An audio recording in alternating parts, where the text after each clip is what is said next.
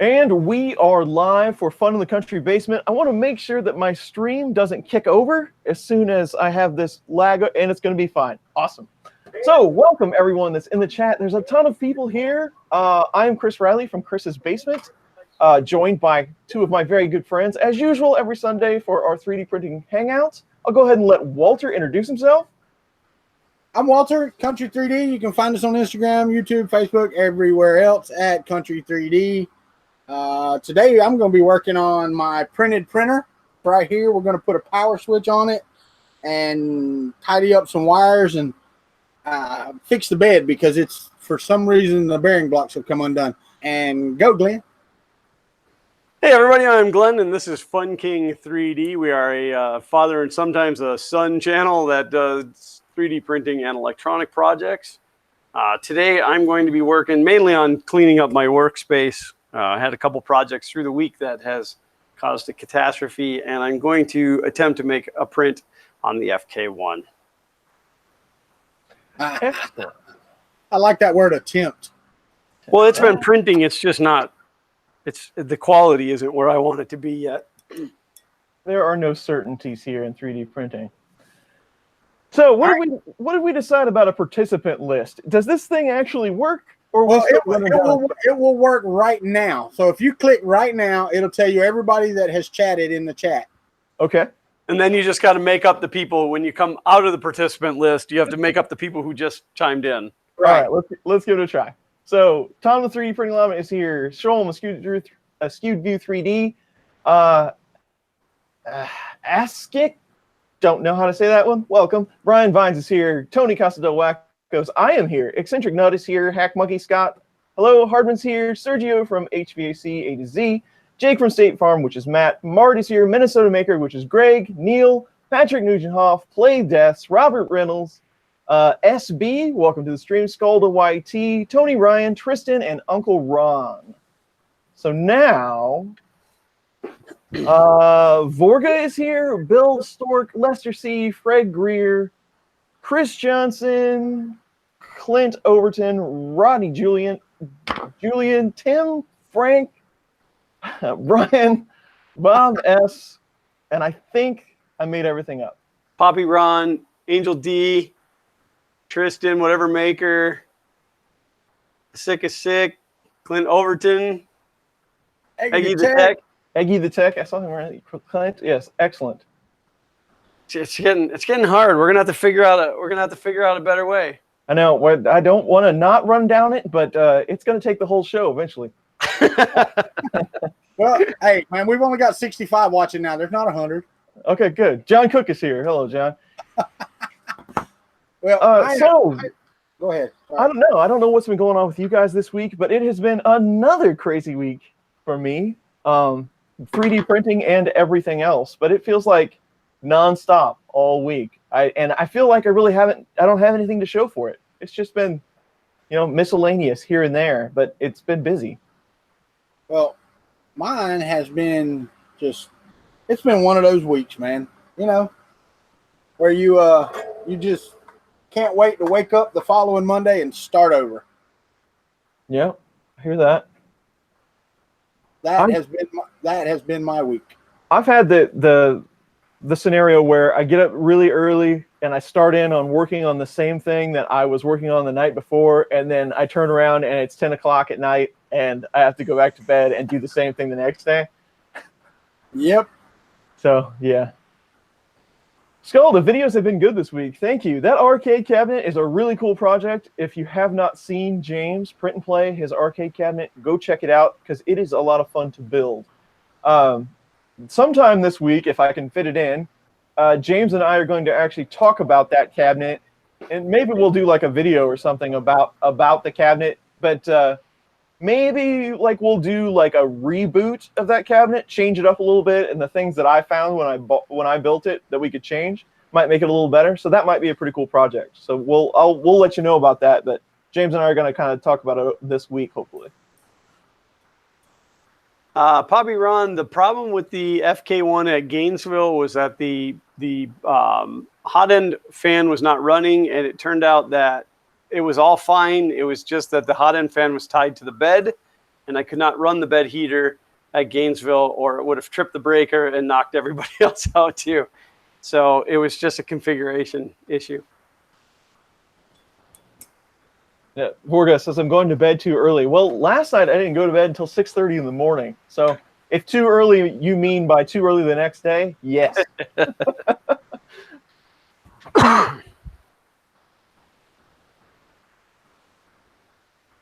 So there's all kinds of good stuff I could do, but is there anything I want to do? That's the question. Well, I know the country club has heard me talk about it, but I don't know if you've ever got on and looked at some of these guys that do these dioramas for the railroads, like the mini railroad stuff. Have you ever watched any of those videos, Chris? No, I don't think so. Dude, I'm going to tell you right now, it has made me want to go out, get some foam, some rocks, some plaster, and make some friggin' models, dude. That stuff is amazing what they do. And there's this one guy, and I talked about him all week long. And Tony Ryan, if he's in here, he knows him. Wait, Tony's I think is streaming, or he was just a few minutes ago. But his name is Luke Towing. It's Boulder Creek Railroad on YouTube. Dude, his stuff, man. I mean, it's like looking at a photograph or looking at it in real life. Really? Yeah, it's amazing. Like I'm talking museum quality stuff, you know. That's awesome. Well, I used to do that when I was a kid. You know, you'd buy the sand and you'd Elmer's glue it down to the table or whatever. I never did that. Yeah. I did not. Kind of interesting. That's because when Walter was a kid, they were still inventing the train. Hey, at least they had the steam locomotive when I was a kid. Go ahead and mark that timestamp. 8 minutes into the stream, the first old joke came out. Don't worry, Can't believe it took 8 minutes. Your time's coming. Your time is coming, old man. Oh no. Faster by the minute. Hardman mentioned the bear with linear rails. I've said this before, I believe, and there's nothing against people that are doing the bear builds, but it's just like, it's too much. There's too many different ones. And you're improving on a Mark III already. It's just getting crazy. Now, you say that, but I'm doing a bear build out of my home-built Haribo 2.5S. So I'm actually taking it into spec when it was way out of spec. Well, and I would feel much better about that than I would about taking apart a Mark III. There's no way I'd take apart my Mark III to do that. I don't think I can do it. Not unless I had like 3 of them. I don't know that I'd do it then. You know, it's amazing because I've got this big printer behind me, and unless I'm going to be printing some really big parts, it prints the same size stuff as I print on my Prusa, or on the CR20S, or on my printed printer. It prints the same size stuff. I don't print massive models most of the time. Me either. And yet you build one of the biggest printers known to man. Yeah, and it won't print even a standard Benchy without giving me trouble. That's just so we can have Hot Pockets at Murph. Right. I think we can have a buffet line. You probably could. Well, I am putting a switch on the printed printer, something it has never had since it began itself as an ANET A8. It has not had a power switch on it, so I am putting a power switch in here. Inside the mind of Matt is here. Sheet pizza. There you go. Sheet pizza. What's up, Matt? FK1 pancake. Mmm. Pete, see, that's the thing, man. That's not bad. There's nothing wrong with doing a bear from scratch.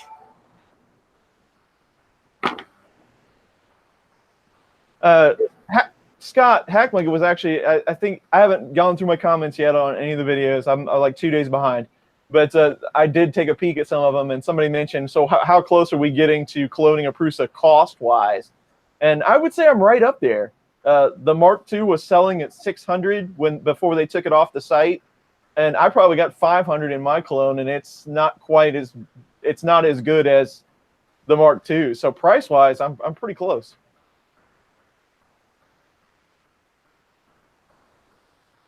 Well, Neil Siebenthal, good for you, man. I'm gonna tell you right now, the Hypercube Evo is freaking awesome. And Orga just finished a 558 Hypercube. That's a pretty big printer too. Yeah, I have. So I'm going to use this term loosely. I've started on a Hypercube build, but when I say started, I mean I thought about it. So I have downloaded the parts and thought about starting to print them out. So, but I'm not going to go Evo. Just to say that I did. I'm going to try to follow along with Tech2C just to see the iterations he made. That's going to be pretty difficult, actually, going back and getting all the information that he's put together over the years. But I think it would be interesting just to see how it progressed. Are you talking about the Evo? Well, not the regular Hypercube, the original Hypercube. Yeah. Plus, well, the Evo's 3030, and I've got a lot of extrusion that's 2020, and the stuff that I'm going to cannibalize would fit the original one a lot better. I got you. And then you've even been contacted by Endurance Laser. I'll let Glenn field that one. Oh, yeah. Okay, so for those of you who didn't see my post on Twitter, George from Endurance Laser, I mean, not only have they been spamming comment sections of people's YouTube channels, which I'm going to give YouTube props on that. They're really good. Their filter for that is really good and seems to work well. But I have to give them props once in a while because I usually just, dog on them a little bit. But so then I get an email. I get the email from Endurance Laser asking me if well, first they apologized for their marketing department spamming the comment sections of people's YouTube, and then right after the apology, it was like, hey, we're running this contest and we'd like you to get involved. And if you get involved, we will release to you all of the information of everybody who enters the contest. And then it went on to say that they were going to send it out to like 230 some odd thousand people through this database and everybody who's on this database. And so I let it stew for about 24 hours, and then I wrote him back and I said, George, I'm not even sure why I'm replying to this, but I want you to know what you're doing is spamming, and then you're spamming an apology for spamming by spamming more. And I said, it's really uncool. If you want to get involved with the community, get involved with the community. Don't do it like this. And then I said, and then in like bold red underline print, I said, please remove me from all further mailing campaigns.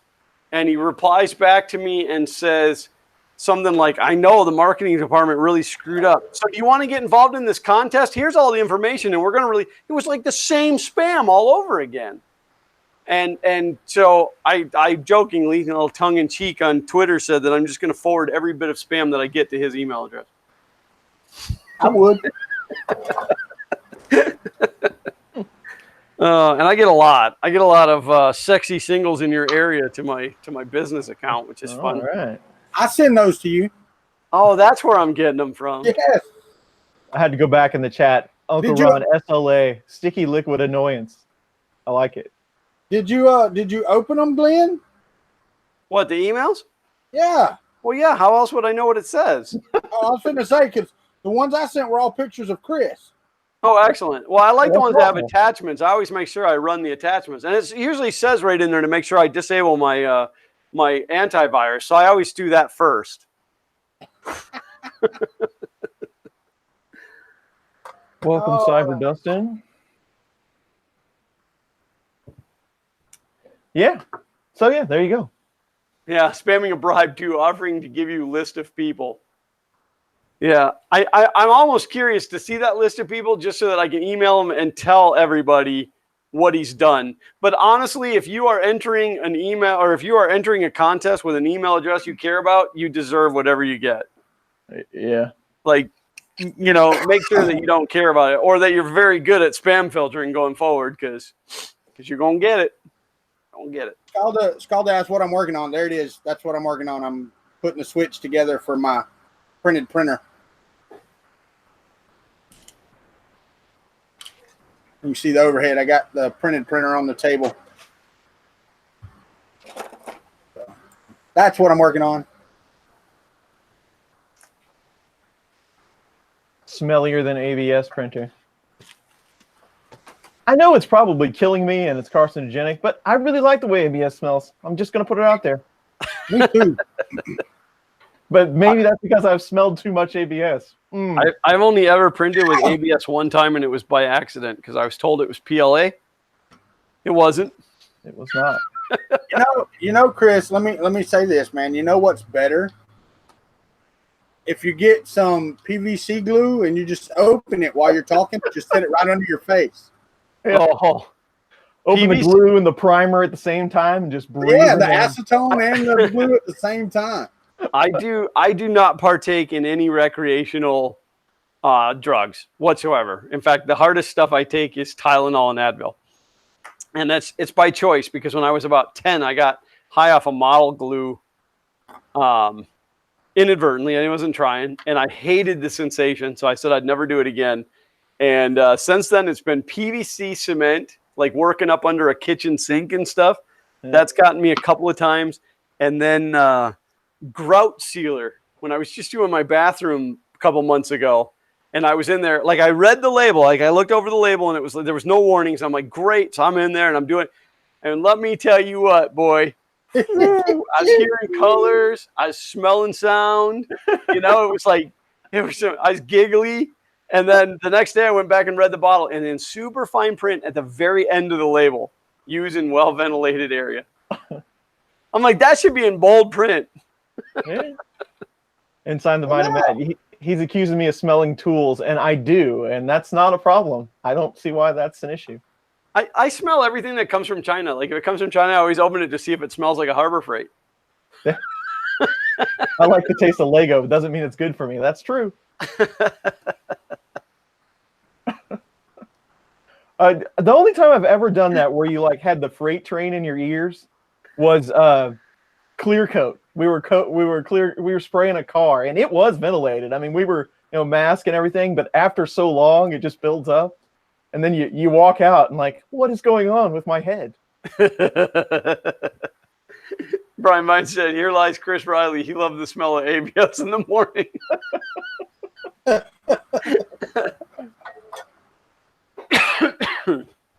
Hardman said that you're pixelating, Walter. I am. He said, when is your new internet arriving? Pixelated from your side.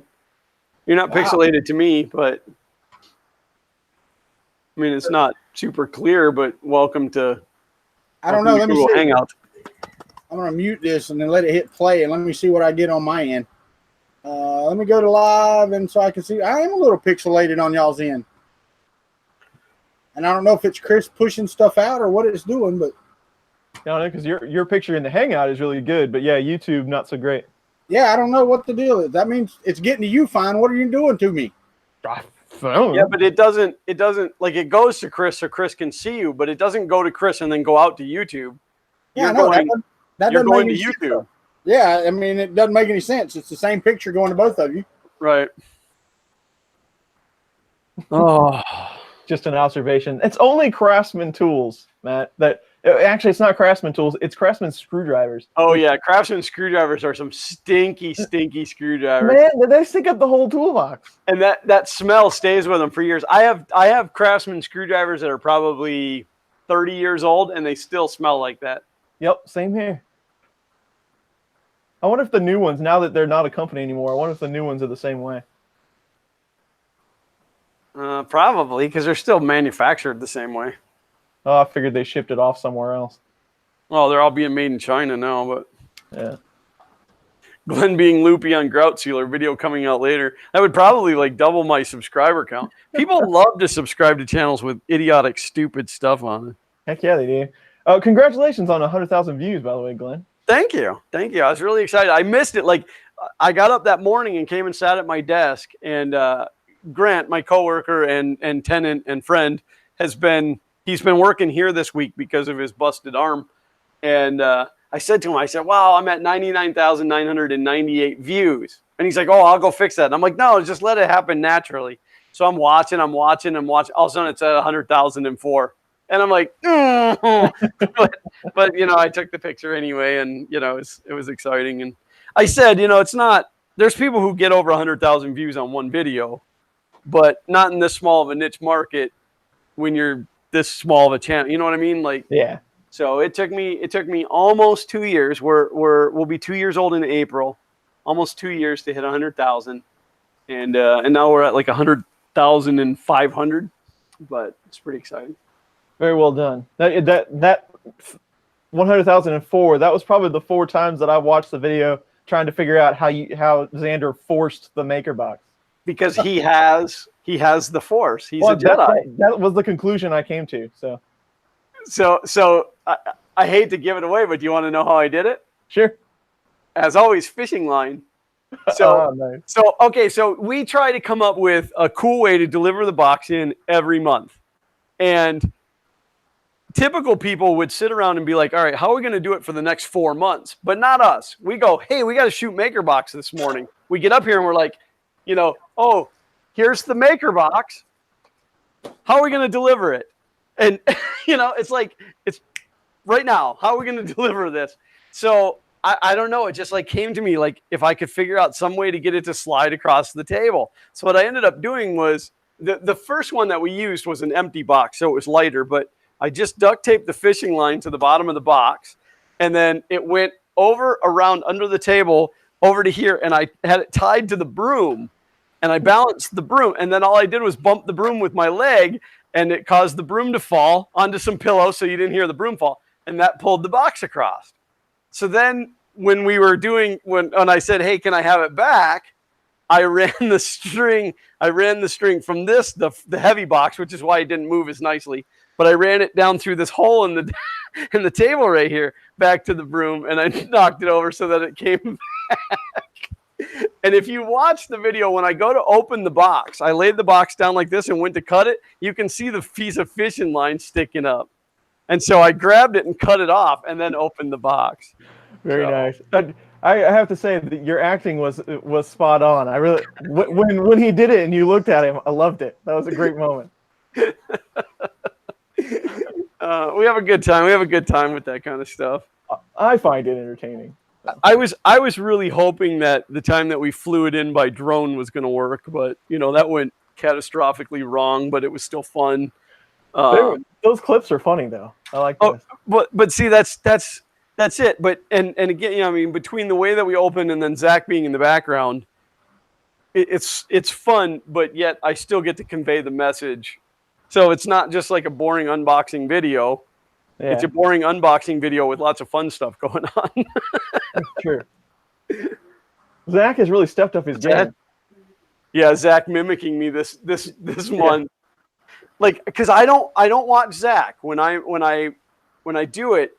I have the monitor right here below the camera, and that's where OBS is, so he can see himself, and so then he does whatever he's doing because he's watching himself.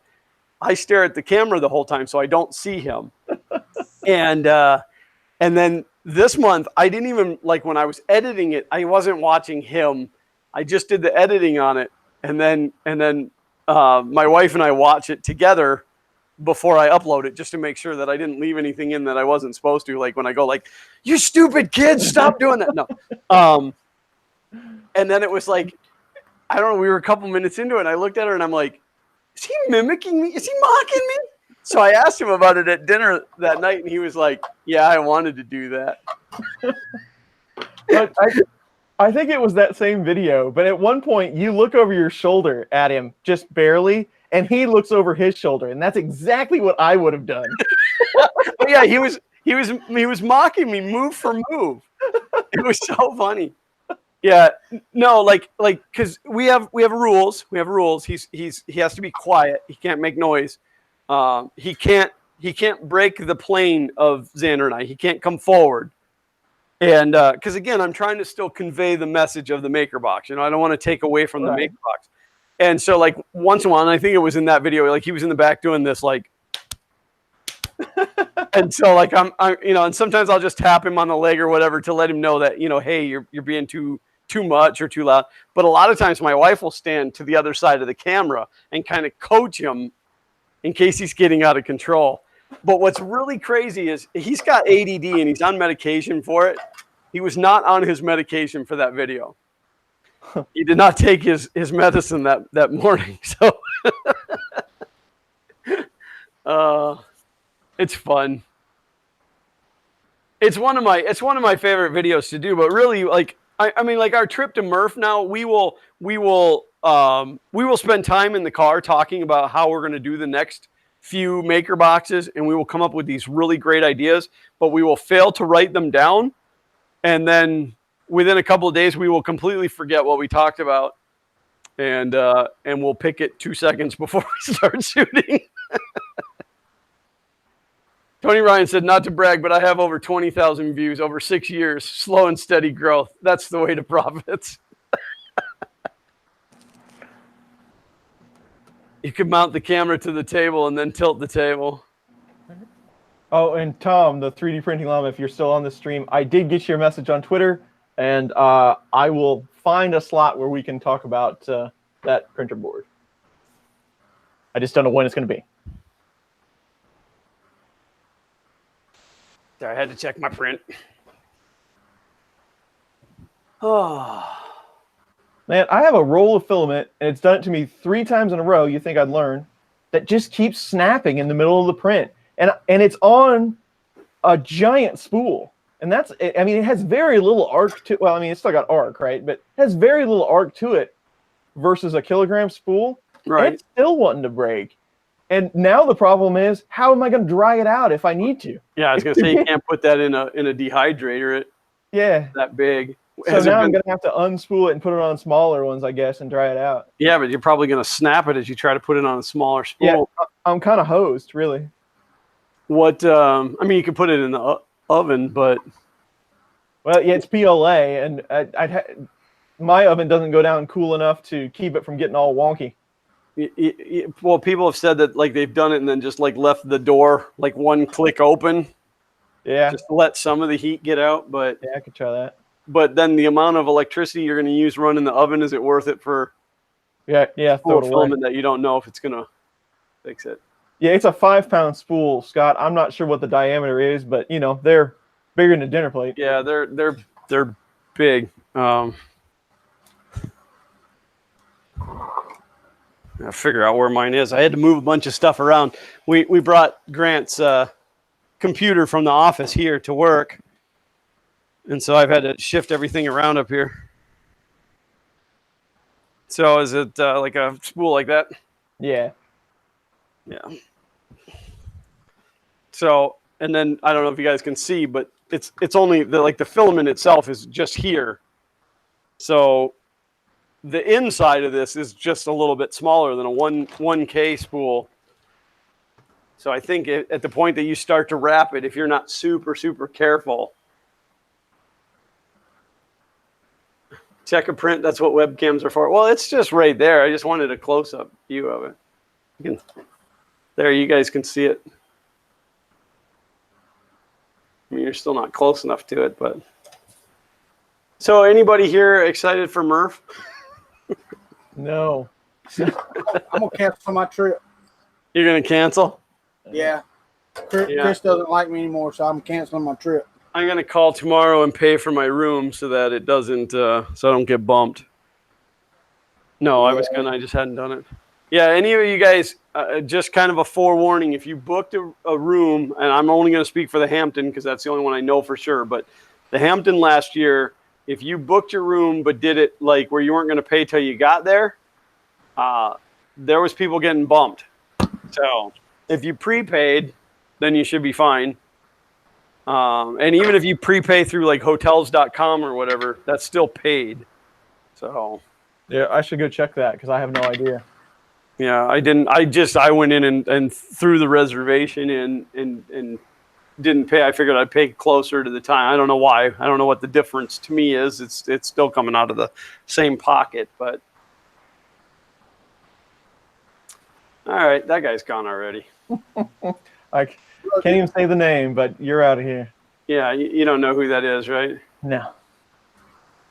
I missed it. Oh. Pornhub, huh? Listen, I hid it so that it was hidden, and then you have to go and say it. What, corn hub? I can't say corn hub. I'm from the country. Tom 3D Printing Llama said he had to cancel his room. We're sorry, Tom. That sucks, Tom. I feel your pain. I really do. If I could do something about it, I would, but I'm not a man of those kind of means. This community blows me away, though, with the whole Daniel Norrie, how quick that money was raised to get him here. That's crazy, huh? Chris Riley, aluminum garbage can, small gas burner might work to dry it out. That's getting creative. I could probably rig something up, but it's way easier for me to complain about it.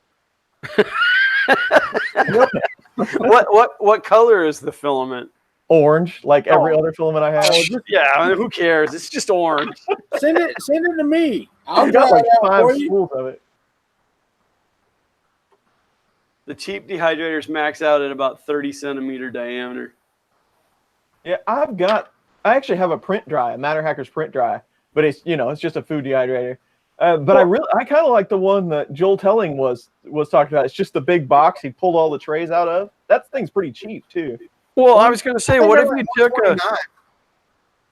What's that, Walter? I think they're like 129.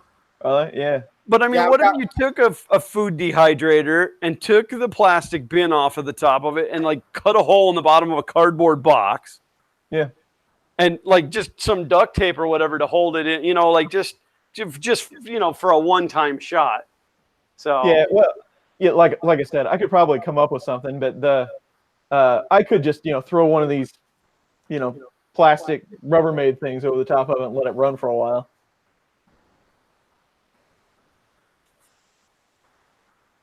Design some sort of online filament dryer. Well, I made a cube. Now that I think about it, that's not a bad idea. I made a print enclosure out of a plastic tablecloth and PVC pipe. I ought to just throw that over it. I think that would work too. Yeah. I don't know. I always wondered if you took like a room dehumidifier and put it in a enclosed space enough with your filaments, if that would dry them out enough. Probably wouldn't hurt anything. Have you ever? So, do you use that rechargeable desiccant at all? I've got a ton of it, and I enjoy messing with it. But do you use that stuff at all? I just use the little bags that come. I got so many of those little. I save them out of everything. Anything that comes with those little bags of desiccant, I save them. I put them in my toolbox drawers too, out in the garage to keep my tools from rusting. Yeah. But yeah, I just because every time you get a roll of filament, you get one of those or a handful of those, and then when the filament's gone, you still have those. I just keep using them. Yeah. I just like to mess with that stuff, just because I think it's cool. But one of my somebody just mentioned it in the chat to release the moisture. One of my favorite things to do is to get a batch that's been completely soaked and then throw it in the microwave and watch the steam roll out. Yeah, I just actually recently found out that my air conditioning system in the house has a dehumidifier built into it. Yeah, so does mine. I didn't know that. The problem with mine is if I set it to where they tell you to set it like 40%, right? It never gets there. It'll never bring it below like 51%. I don't think. Yeah, welcome to Florida, right? Oh, absolutely. It's the little stuff that really entertains me. The complicated stuff is like, yeah, I've seen that. But, give me a box full of magnets. No, it wasn't a magnet. It was fishing line. Yeah, exactly. I keep 2 spools of fishing line up here just for stuff like that. Like when we did the box where it went zipping across. Yeah. That was all fishing line. I do like some fishing line. But it was a ruler that did the magic levitating box. If you guys have not watched, I have a playlist on my channel of just my MakerBox video. Just go watch all the intros. I mean, watch the whole video, but just go watch the intros. Every one of them has got something. And then Oh, now I'm going to feel bad. Average Joe 3D and I did a challenge 1 month where we were going to try to outdo each other in the delivery of the box. And he did a really cool one where he made a magic box that made his maker box appear, which was really cool. I stepped it up like 10 times and had a whole bunch of people from around the country passing the box to each other. So Chris is easy to please.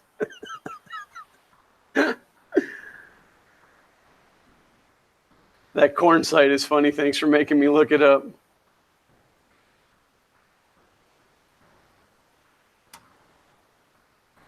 Glenn and Walter, Chris just said he would rather watch a desiccant steam than watch your videos. What? Chris just said he would rather watch a desiccant steam than to watch our videos. He said it was his favorite thing to do. I told y'all I'm canceling Murph because Chris don't like me no more.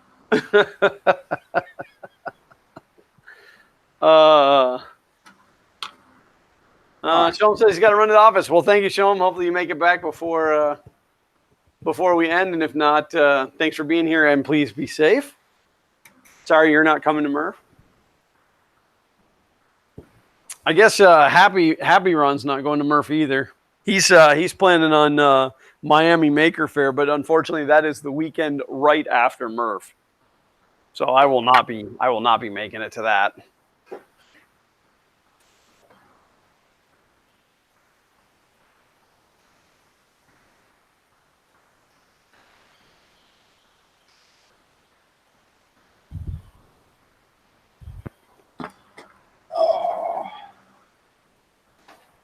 I'm trying to feed wires and get this thing wired up so I can get to working on the bed. I use the A-net style blocks to block this bed up, and my bolts have come loose, and so it won't do the bed leveling routine. Oh, don't tell me that. Please don't tell me that. You piece of crap. Get in there. Undo the bed wires. Let's put them through there. Next time on Chris's basement, watching steam rise from PLA with fire and excitement.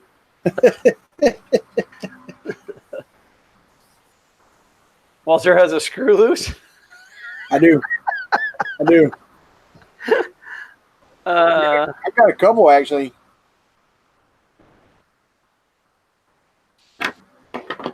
Tom said, I knew something didn't look right today. Chris is missing an upside-down printer on the desk.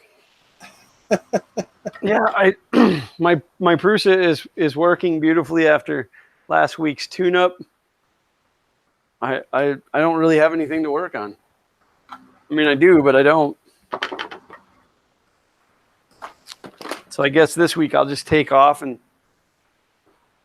work and sit here and talk to you guys. I have been through all of my bins and I cannot find that cable chain that I had at Gainesville Maker Faire. So I truly believe that somebody took it. I wouldn't doubt it, man. I really That is wouldn't. so crazy. Of all the stuff that I had on the bench, why would you take that? Because they didn't know what it was. I hope it's enough for them because that file hasn't been released publicly, so they can't print anymore.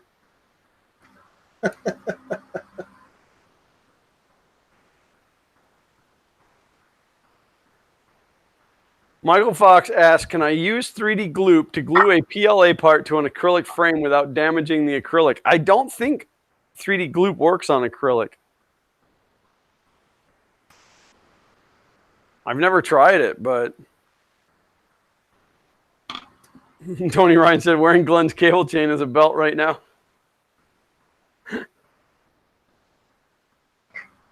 Uncle Ron, no, I zip tie Tommy the toilet paper holder to the signpost so that people don't take him and so he doesn't fall over. But I'm glad you brought that up. I got to print another one of those before Murph.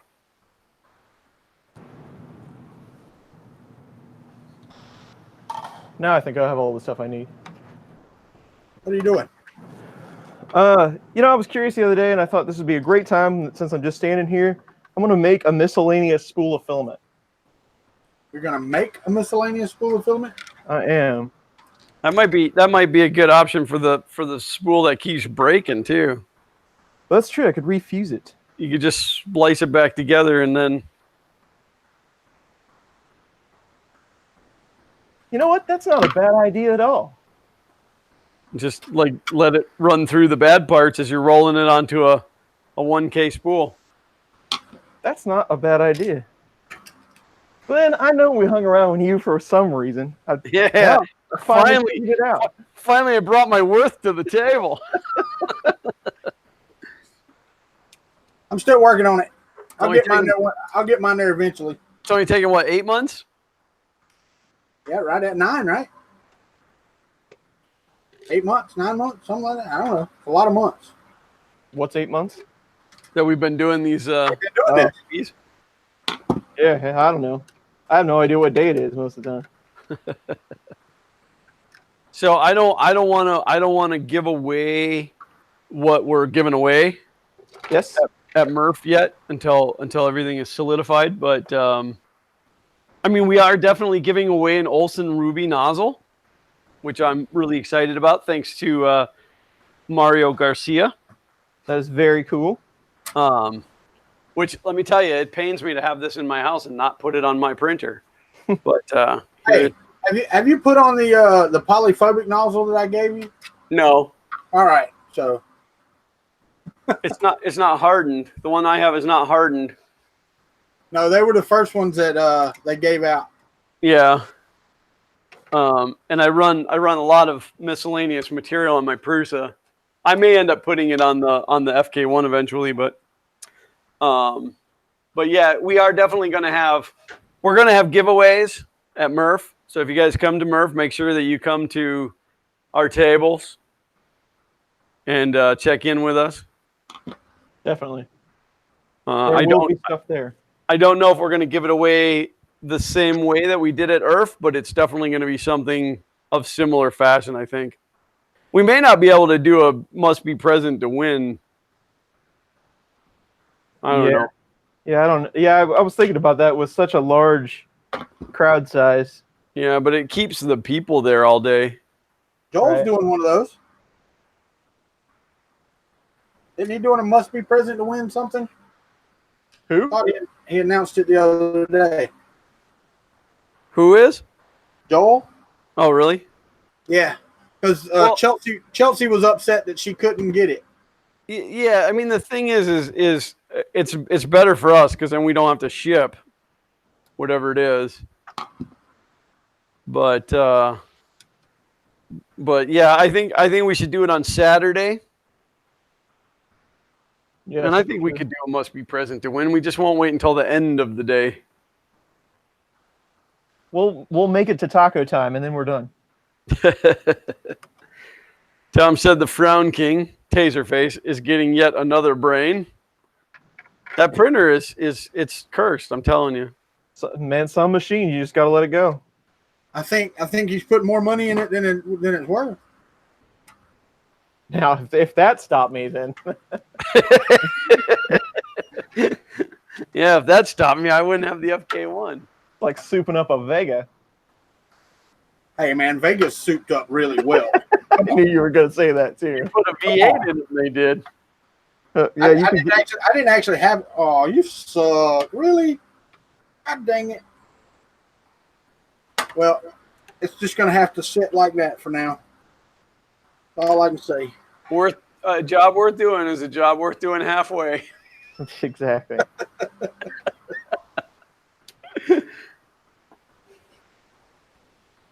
Yeah, now Chris is working on something, and Walter's working on something. So do I want random or gradient? I think random's more fun. Random is fun. I got to get one of those. Yeah, they put out a lot of new software updates. It's getting better. I still have it stall out occasionally. What's that? The palette too. The palette. Yeah, for me, it's always the choice of, toys or going to these shows. And I like hanging out with you people, so I end up spending all my money traveling. Yeah, there's still a lot of dialing in I need to do on the FK1. Tristan, either I'm going to wait to finish printing the parts, or I'm going to put it together and then have to redo it. Either one. I mean, it doesn't really matter to me. Don't give in, Glenn. Stay the course of procrastinating. Oh, I like that. Mike, never let the machine win. Is Chelsea not going to Murph? As I understand it, she is not. She is not.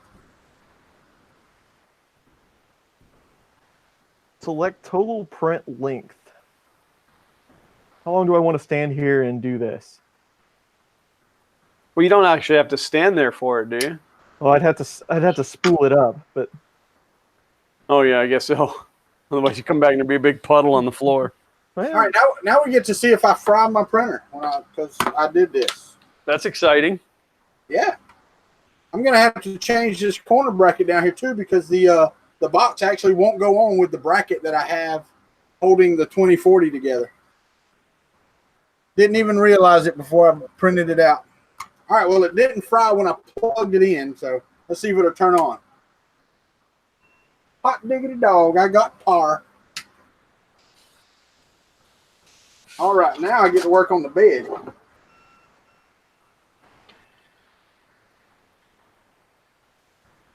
crunch, crunch, crunch, crunch. So I haven't shared the photo yet, but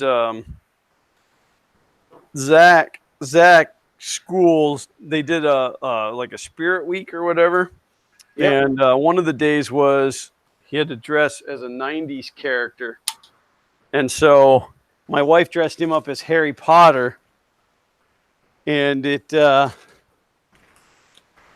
his costume turned out really great. I mean, we had the robe and the glasses from when Xander was little, but I 3D printed him the wand in Inland's fecal brown, and it looked really good. So and it held up. He actually brought it home still in one piece. So awesome. I took it in the mesh mixer and cut it through the handle. In fact, I have part of the handle here. I cut it through the handle, and then I 3D glooped it together, and it held up, and he came home with it in one piece, and he didn't poke anybody in the eye. Yeah, fecal brown. That's what 1.75 millimeter PLA 3D filament, fecal brown. Yep, we all have some. Inland brown. Get it at Micro Center. You might want to call ahead. Ask specifically for the fecal brown, though. You don't want the other brown. Tell him Uncle Ron sent you. Please don't anybody call Micro Center and ask for fecal brown. Unless you're going to record the phone call. It's actually their light brown, but my brother from another mother, James, is in the house. Who thumbs down at Chris Riley production? Yeah, well. Dadgummit, we got 12. Good Lord of mercy. 12 thumbs down? 12 thumbs down. That might be a record. That could be a record. It's been kind of a trend in the comments lately to tell me when I don't have any thumbs down. I'm like, really? Sweet. Well, that was Chuck Hellebuck posted to Twitter the other day. Wow, only one thumbs down and however many thumbs up. Hey, I do want to show you something, Chris, because I told you the other day, or I told everybody the other day, I use the white tower as like a little storage thing for my desk, right? Yeah.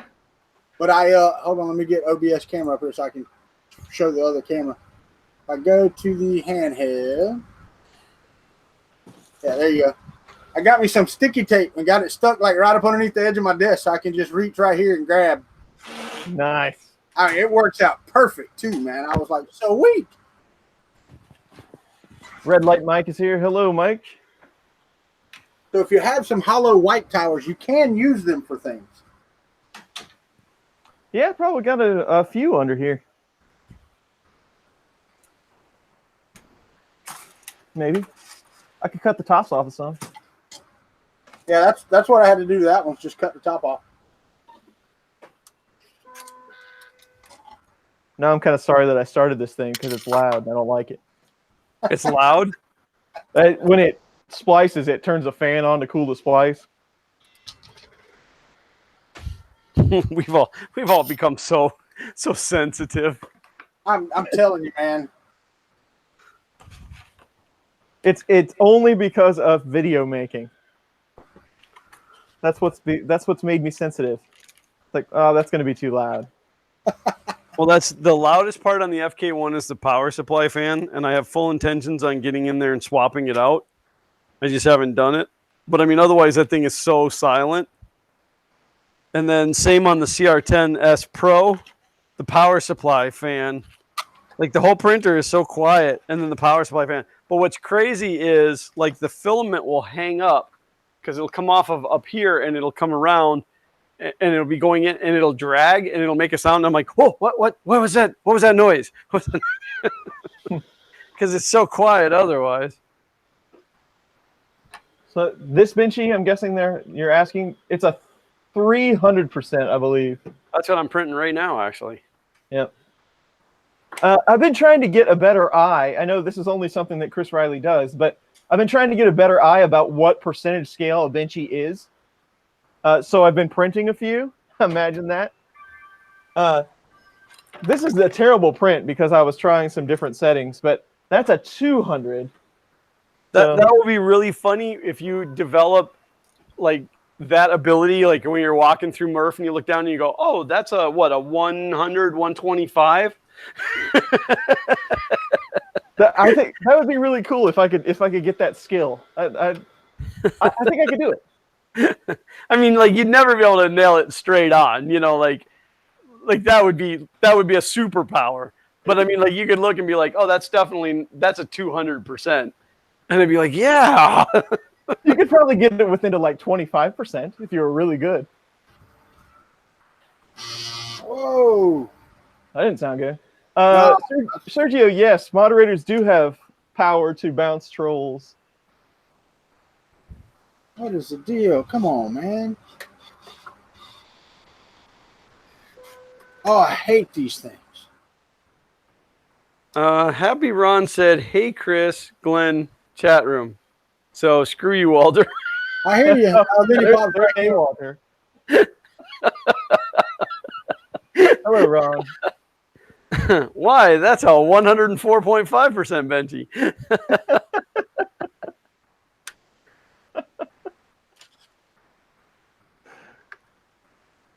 That's pretty funny though. I should be able to do that. All right, give me liberty or give me that.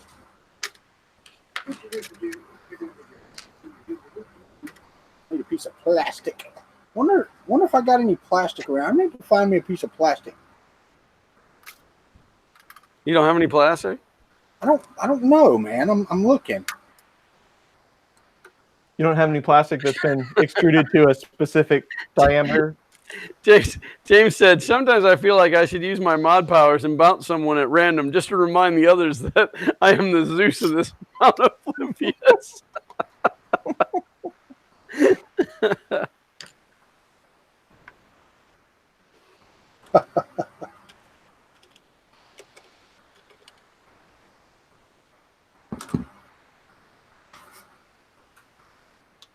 Yeah, Kira is a little funny about how it does auto fan.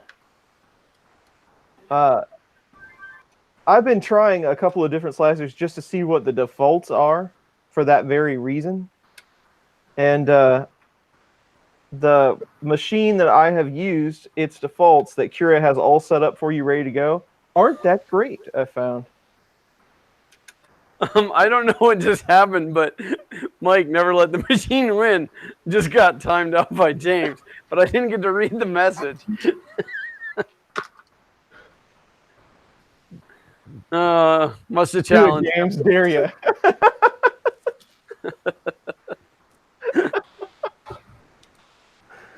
I remember Walter doing that to Uncle Ron. Wasn't it Uncle Ron that you did that to? What did I do too? When you blocked Uncle Ron for like 300 seconds. Yeah, it was like 300 or 500 seconds. I can't remember. And I'm like, oh crap! Yeah, Jay said he dared me to use my powers. Hardman 3 of 50 sec. Country, Awesome. don't forget to turn down for what? To turn, I don't know what that means, but he said, Country, don't forget to turn down for what? All right. I don't get it either, but you know what? Hardman gives Chris 50. What is that? Swedish whatever.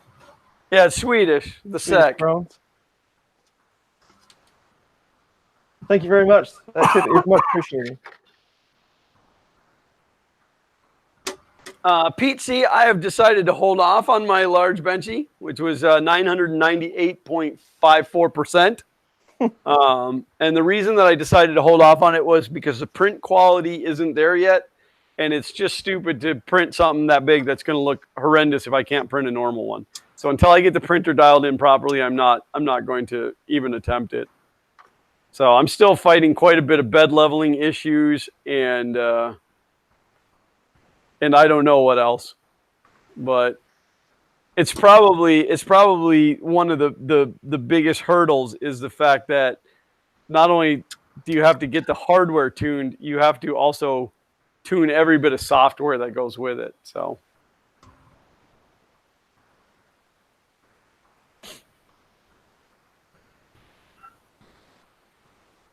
That's weird.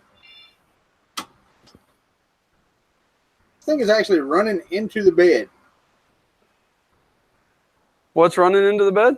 The sensor is not triggering on the point for the Prusa mesh bed leveling. Huh. And this is the Orballo 42. So I mean it triggers the front three and then the second row it's crashing on the first one.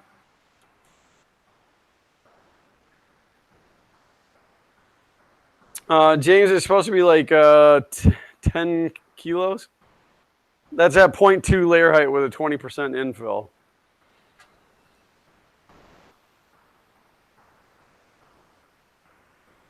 Sean, no, I will be using a 0.4 nozzle. I bought a 0.8, and I began printing this benchy, which looks horrendous and just bad. And then it was the where it was starting to fill the deck in and stuff just went wrong, and I stopped it. But it was at that point I decided that I did not have any right to have a 0.8 nozzle on that printer until I could get it dialed in with a 0.4.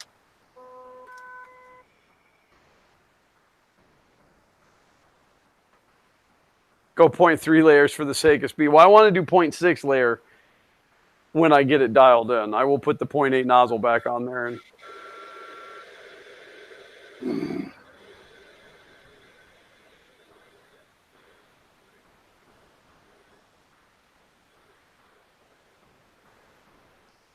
Maybe two. So this one.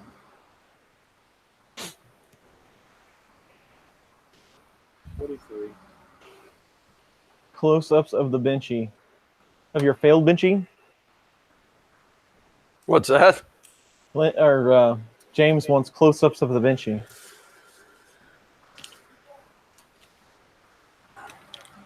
Yeah, which benchy? Are you talking about the one that we were talking about the other day with the?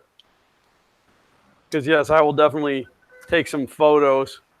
I was telling James that there's a little bit of I don't know. I don't want to call it artifacting. It's almost like layer shift, but it's just really slight. It's like the axis is going a little bit too far. Sometimes, but not other times. But it's consistent. Like I printed 2 in a row, and they were exactly the same. I mean, it looks like Z-wobble, but I don't think that printer can have Z-wobble. Well, I thought you were attributing that to abnormal pulley size.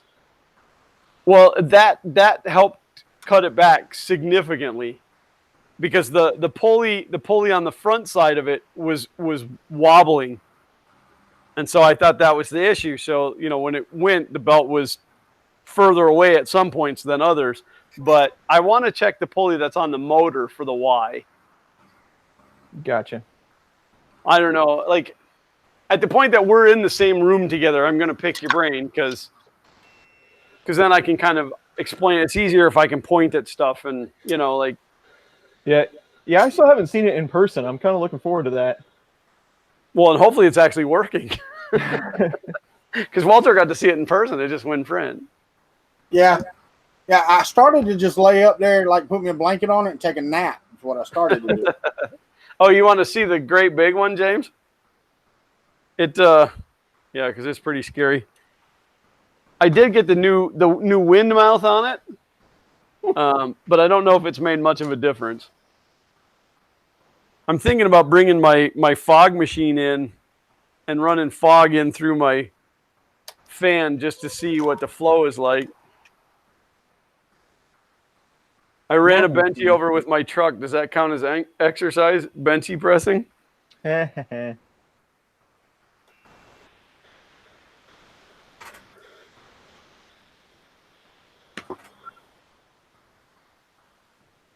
Participation trophy.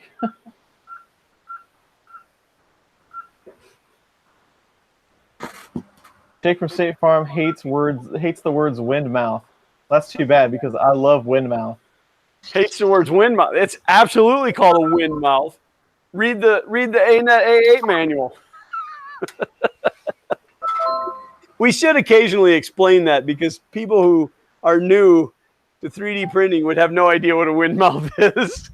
Yeah, well, you know, I don't ever want anybody to think that I'm making fun of something, but it's legitimately that's in the documentation.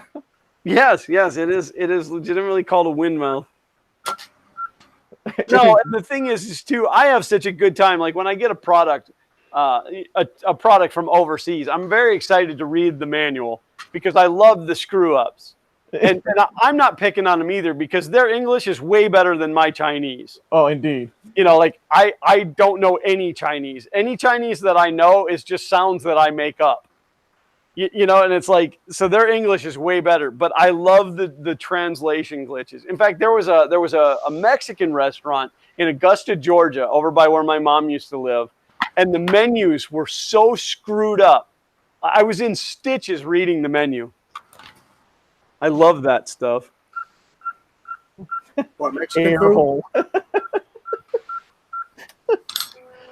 I do. I have to admit, I kind of like air hole. Air hole. Do you put the wind mouth in the air hole?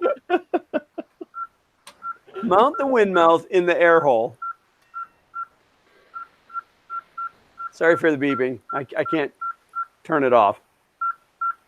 Walter is silent. Walter, are you still there? I'm still here. Okay. Nathan was worried about you. He thought you had a heart attack. I thought you heard me when you said I kind of like it, and I said, what, Mexican food? Oh. Because Glenn was talking about a Mexican restaurant, and you're like, I kind of like it. And I'm like, what, Mexican food? Well, yeah. Yeah.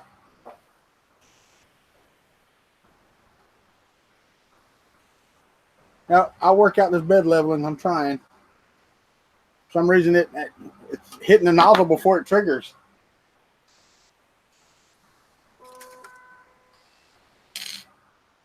I love that this printer comes with a 0.2 millimeter feeler gauge.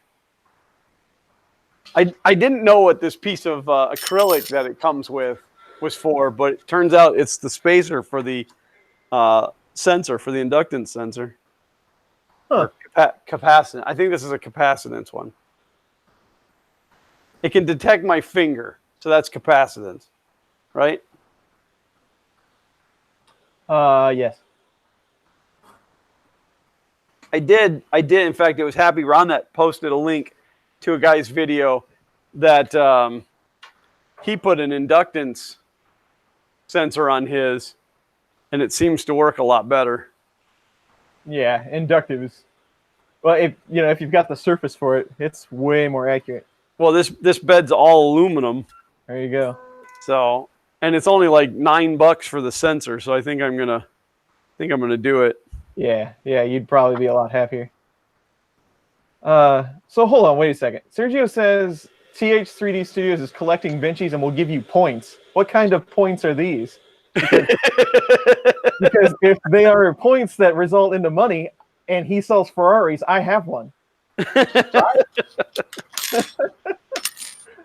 Well, Well, Chris, I mean, even if it's for TH3D parts, I could probably bankrupt him. what's that? I know, right? Bankrupt him. Right. Yeah, yeah. Offer may expire. Maximum 10 benchies.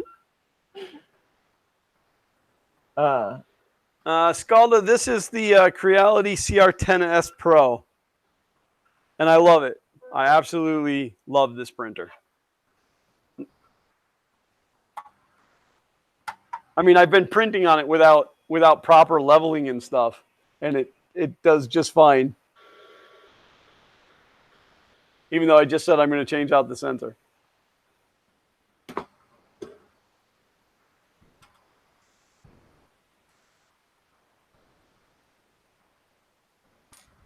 Benchy wall. Interesting.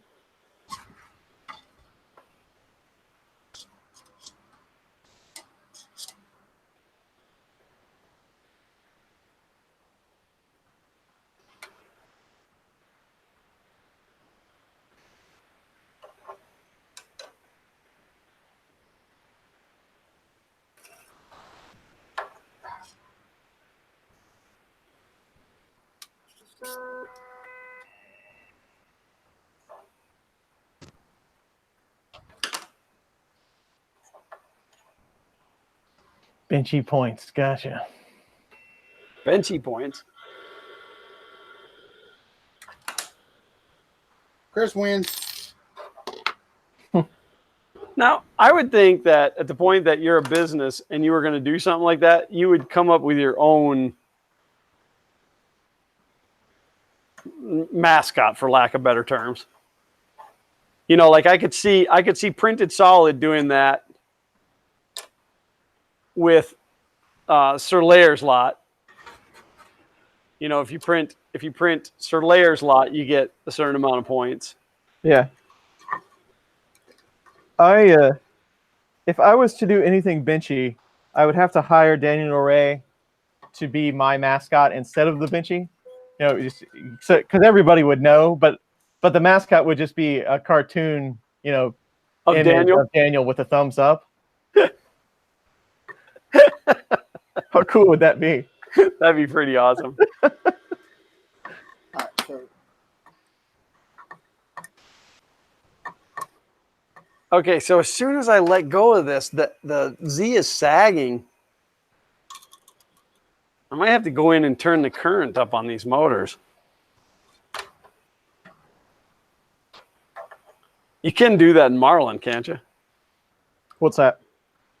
Turn up the idle. Yes, you the can. idle current. Uh-huh. I know I can do it on Duet. Well, on current, it depends. Yeah, in Marlin, it depends what driver they use, but you can set the time where the timeout.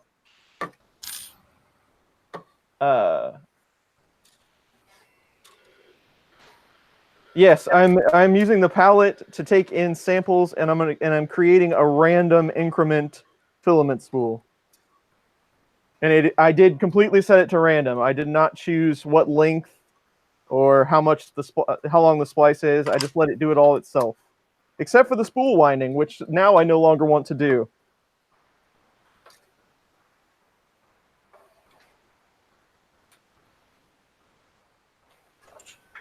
I need a clip. I really need to do some live streams, ladies and gentlemen. I am so far behind on those. On what? Live streams? Live streams, yes.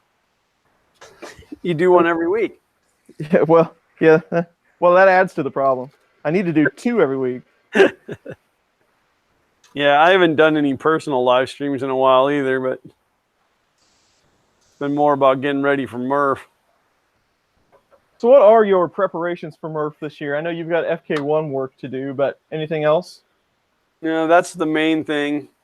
I still like the main thing is transportation and stuff of the FK1, but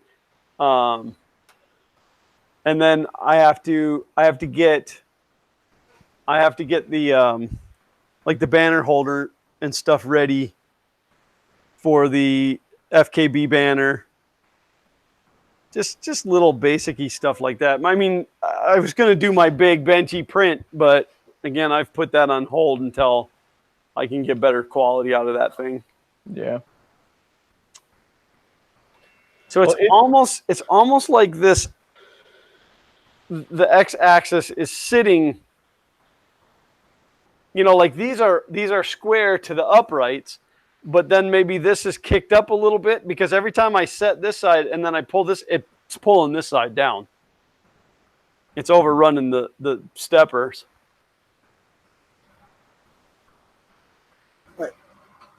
Yeah, and is there any slops side by side, up and down like that?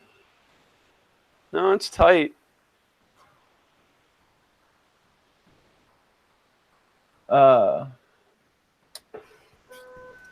I'm spoiled by God just handing filament down from above. That's true. That's very true. Yeah, I need a spool holder. I need to make one of those the anti-back feed ones to catch filament, only the opposite direction. Because it doesn't produce filament very fast. I don't know. I'd say, I don't know. Hey, Jake from State Farm, is this on a duet?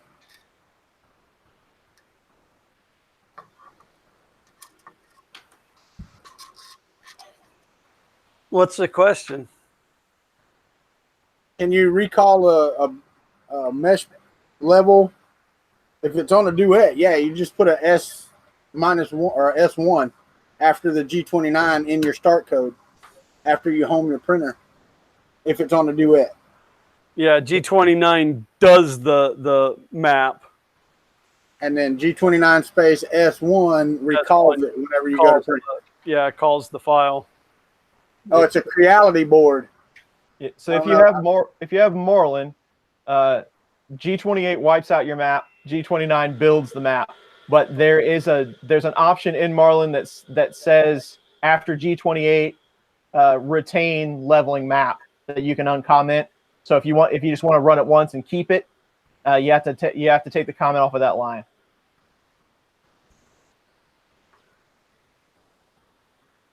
Tony said, I need to loosen all the rollers, level the x-axis, then snug them up. Had the issue with my CR10S. Well, only the inside ones are adjustable. And these are tight against the rail, and these ones actually free roll. And I need the whole axis to pitch this way a little bit. But it rolls nice and smooth on those rails. Oh yeah, yeah. Even the it's like ridiculously stupid smooth. But it's actually pitching, huh? Like, yeah, it's higher on this side than it is on this side. And if I like the video shows, to use this as your spacer to the frame, right? And then as soon as I go to this side, then it's too high, and when I bring it down, holding this one, I bring this one down, and then when I let go of this, it overrides the motor and knocks it right back out again. Oh. So I'm wondering. I mean, it's pretty flush with this bracket, and it's pretty flush with this bracket. I didn't know if maybe where you got that bracket and then you got the extrusion on there, if it was like this, but it feels pretty flush.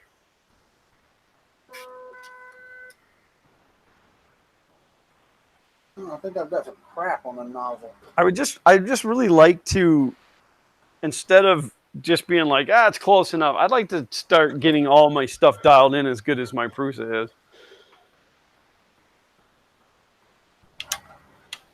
I know that might be a lot to ask, but yeah. Well, let's go see if I can find a 1 millimeter thick piece of something. That'll work. That will work. And then, for the what, half a cent it would have cost them, couldn't they have sent 2 of these pieces of acrylic so you could put one on each side? No, that would have been smart.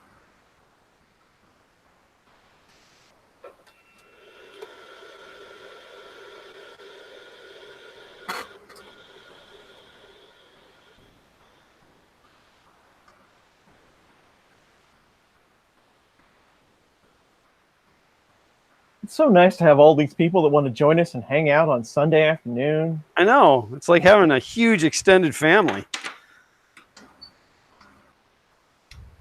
Pretty impressive. I can't wait to see them in person at Murph. I'm looking forward to greeting a lot of people at Murph that we've talked online. But I'm also kind of I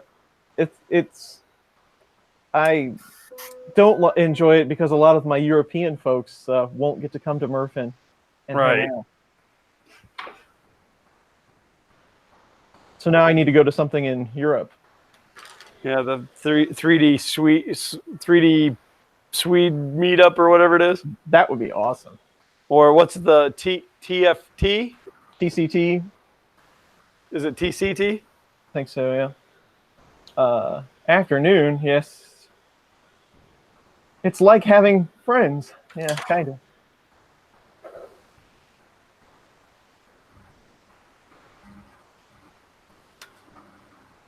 Imagination true to form. We'll see you later. Thanks for joining. Thanks for being here. Trolling with our creepy Uncle Glenn.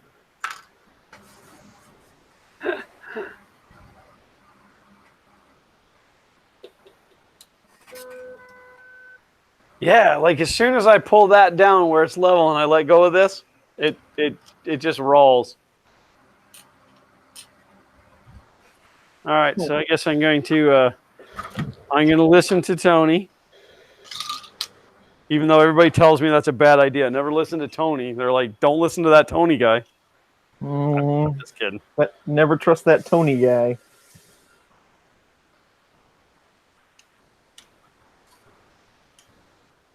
Wow, that wheel is already as far out as it can go. That doesn't give me high hopes. As far out, like loose? Yeah. Oh. Both of them. I think the pallet just broke my filament.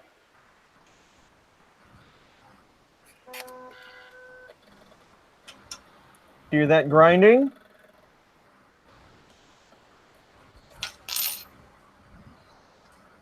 That's the only problem with this thing. And it's a pretty good sized problem. What's the problem with it? It contorts the filament. It brings it, especially the ones on the sides, the number 1 and number 4, it brings it in like this and then does a pretty hard turn up into the cutter. And if your filament is brittle at all, it'll snap it going into the splicer, and then you're done. Oh, wow.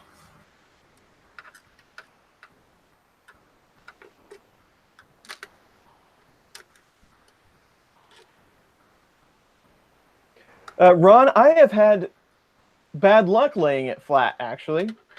I had it hanging. Hanging worked best. I had it hanging up over there where I had lots of clearance coming down. But then I had it laid down, like next to the printer. And probably making spools like this, laying down would be a lot better. But when you're trying to feed it directly into a machine, I was having all kinds of problems.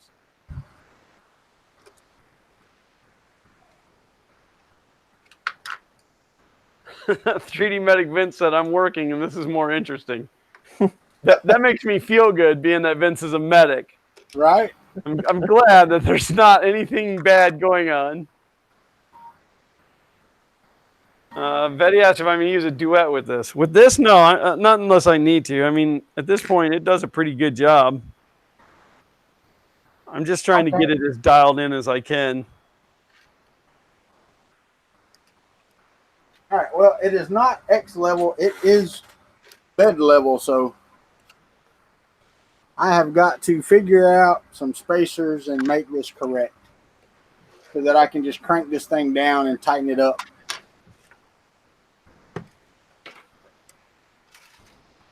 All righty. I'm going to feed my random filament back in and make random filament. Okay.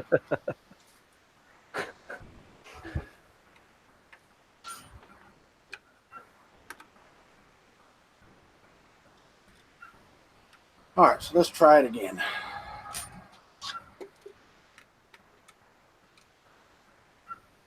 It should take care of that with the Calibration. Chris, don't use brittle filament. 3D Gustner, you are so wise. Chalk that one up with never eat yellow snow. That's right. Doctor, my arm hurts when I do this. It hurts when I push right here. Well, don't push right there.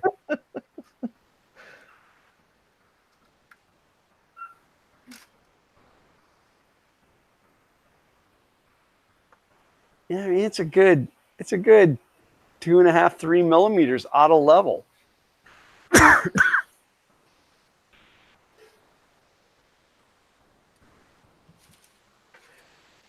Yep. I don't even know where this stuff come from, but I think it's going in the garbage.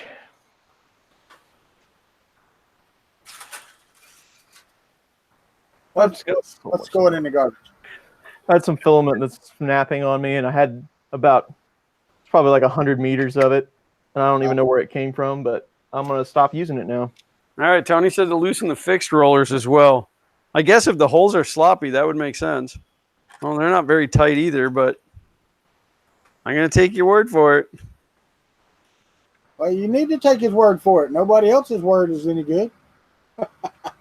Yeah, but you all said don't listen to Tony. The guy's crazy. I mean, he comes from Casa de Huacos. Huh.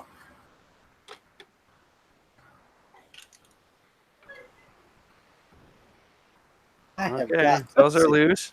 Let's see if I can put my stream on halt here for a second. That's loose. The Snorlax Outdoors wants to know what's going on. Someone in the chat, you can feel free to tell him if you'd like. Hardman, please tell Glenn eating yellow snow is not bad. It could be beer. What's that? He said, please tell Glenn eating yellow snow is not bad. It could be beer. Well, that would be bad to me because I don't drink.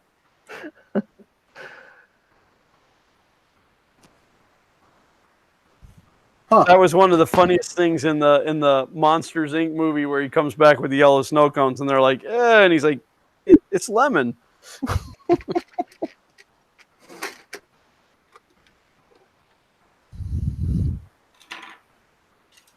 Don't buy old filament from other members and have fun in the country basement. That's wise, a wise statement.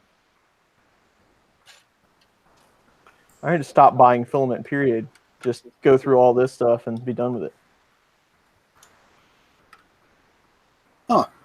That's really weird. What you got? Nothing. I mean, I went back and looked at the stream, and they're right. I mean, I'm pixelated, right? But I did a speed test, and even with me streaming out, I'm getting 8 megabits per second out. It makes no sense why it's so pixelated.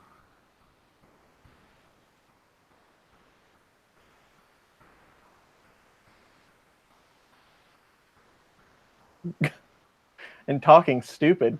Well, that's kind of harsh. We have 134 people watching right now.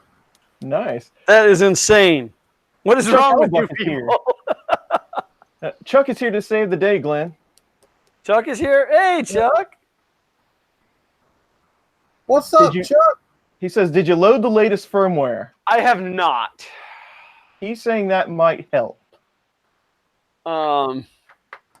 Yeah, I know somebody just said that they actually released, like Creality released the firmware, but wasn't there an issue with it? I don't know. I will do that though. I will definitely do that. Andy Brady said because we're crazy and sleep deprived. That ain't no kidding.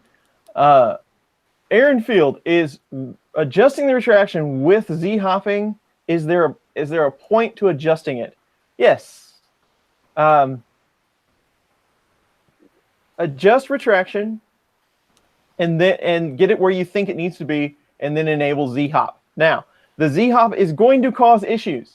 I mean, it's going to cause stringing. It's just, that's the nature of it. But it's not a direct reflection on retraction settings. There's no way that you can get around a Z-hop issue by adjusting retraction. It's just gonna be there. So let's case in point. You adjust retraction, everything looks good. Then you turn on Z-hop and you start to get stringing. Don't go back and adjust retraction because you've done it. You've already done all you can do. Upping it, you get to a point very quickly where you up it anymore. All you're doing is making things worse. So Z-hop is just you have to deal with it. But with the right hot end and the right setup, Z-hop does not cause you any issues. Like for instance, on a Prusa with a V6 hot end, you can Z-hop at huge lengths and you're never going to have a problem. And a lot of that is part cooling. That helps as well. So there's everything I know about retraction and Z-hop. All right, I have a question on this. Do I now tension the eccentric wheels and then the non-eccentrics? Or do I tighten the non-eccentrics and then tighten in the eccentric? Well, I mean, so is there any? I mean, only the two inside wheels are eccentric. Right. These two out here are not. But Tony had me loosen all of them, and it so far it seems to be okay. Well, let's go with Tony on this one, if he's still here. Yeah, I don't know if he's still here. He had said something about leaving. Take your dad, said Chris Riley, you should send the snappy filament to design prototype test. Or maybe I should do it. Yeah, can we quit giving that guy any airtime? Oh man, he called me a country bumpkin. I like him. Well, you are a country bumpkin. There's no way around that. But I was gonna say at least he knows you, right? Is there any slop in the frame plate that holds the extruder? Not when everything's tight. There is right now because all the wheels are loose. Well, in a perfect world, and that machine is all the holes are the same size and there's no slop in them, I would tighten the static ones and then then adjust the eccentric ones. But one of those might be just a little bit too far out. Uncle Ron's on the same page as I am. That's 2 votes. 2 votes for what? For static wheels first. Okay.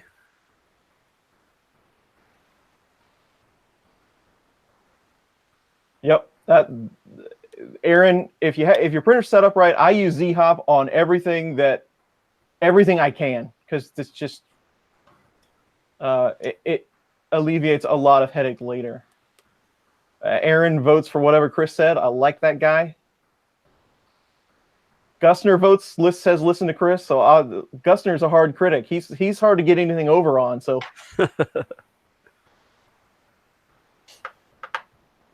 All right, so I'm going to do all the static wheels first, which is a weird term, static wheels.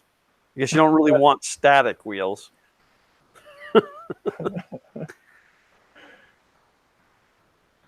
Static wheel mount? Would that be better? Static axle? Static adjustability? There you go. All right, and then I'm going to check the height again before I adjust the eccentric. Yeah, because now this is down.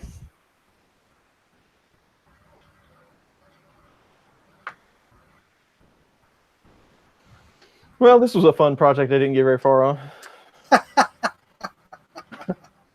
One way to kill an afternoon.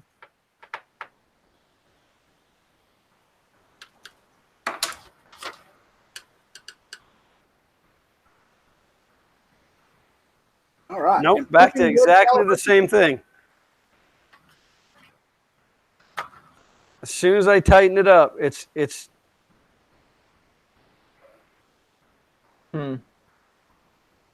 maybe do I leave the static ones a little bit sloppy, like just a little bit loose?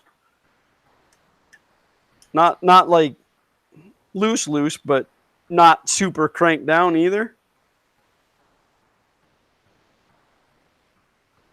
I do have a tendency to over tighten things sometimes. I have that same affliction. I mean, I didn't bring the impact wrench in here to do it or anything, but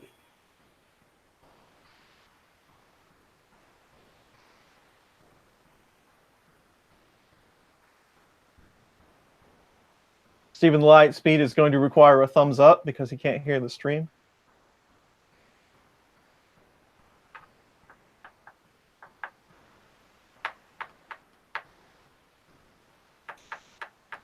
Who would want to come to one of our streams and not be able to listen? I mean, all the best jokes are verbal. Everything we say is just riveting. How long has it been since I made an old joke about Walter? I think we've only had one today. Wow. I don't know how he makes old jokes about me when he's like 5, 6, 8, 10, 15 years older than me. Yeah, And whatever. that was an old joke reversal right there. I don't understand it. That shows you how old Walter is. He can't even remember that he's the oldest. And that was a triple reversal. Hey, look, Chris is catching me. I don't want to hear it. That's true. I'll try to catch up to you guys. I'm one of those static wheels. Mine stopped moving. As soon as I let go of that thing, it settles back down. Loosen the top. Chuck says loosen the screws on the top crossbar, then adjust it. Up here? Yeah. But that's another Allen key I have to get out. Yeah, those were like 5mm or something. All right. I had my extruder clicking and rattling like crazy all week. I spent several hours rebuilding it twice. Then I remembered I had linear advance enabled, turned it off, and it's fine. Can I tune this out? I would have to hear that sound. I can name that 3D printer problem in 2 notes. Yeah. The only thing I can think of is maybe your... So here's one scenario. Now, this is a troubleshooting scenario, and it might not be yours, but one thing I have seen is people are using linear advance 1.0 numbers for linear advance 1.5, and those are completely different scales. So make sure you're calibrating on the right scale, because you might have it set way too high. Still creeping down. Llama gave you step-by-step. 3D printing Llama. He gave a step-by-step. Snug the eccentric wheels first, then static. Also loosen bolts to X extrusion. Snug eccentric, tighten static, tighten X frame. I can't get to the 2 that are on the back on this side. They're right in line with the rail, which is stupid by design. But these ones I can get to, and I've tried adjusting that, and there's not enough give there. But I'll do it. I'll do it. I'm not saying I won't. Just saying don't know. Chris, Aaron Seeger asked, what does linear advance do, and is it something I want? It is definitely something you want, and something that not enough printers have. There are some downsides to it, but that's mostly related to Bowden printer setups. So on direct drive, you definitely want it. Yeah. So we could go on. So how many more hours we got to go? So the irony of this whole thing is I got to get my hands out for this one. It's going to help the most on a Bowden printer, but it's harder to get tuned in. But if you have a direct drive set up, there's no reason not to enable it. And what it allows you to do is get away from high retraction settings. It makes your extruder more efficient.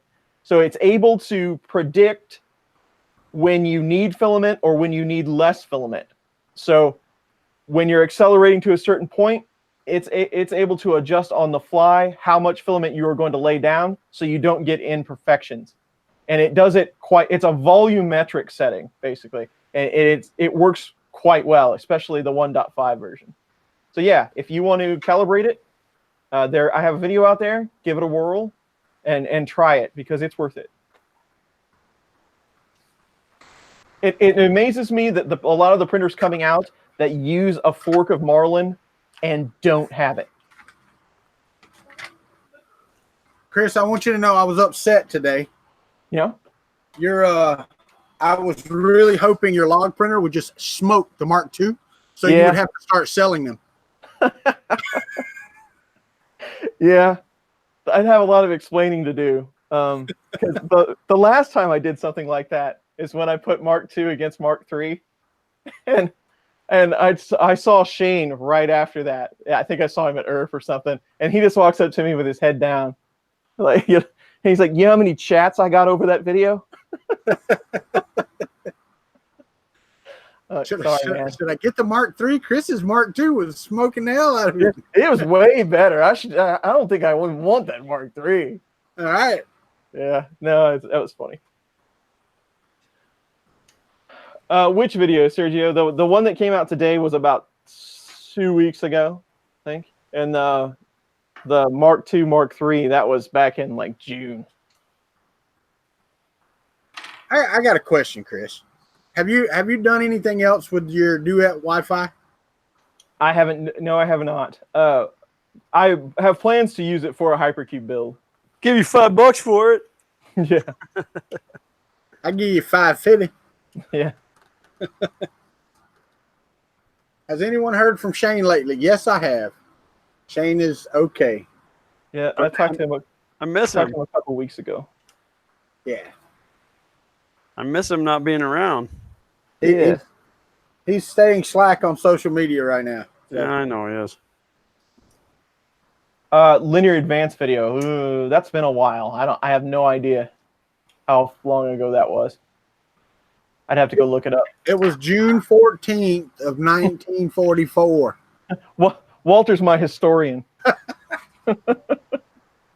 No, as soon as I tighten up on this side, it's lifting this side.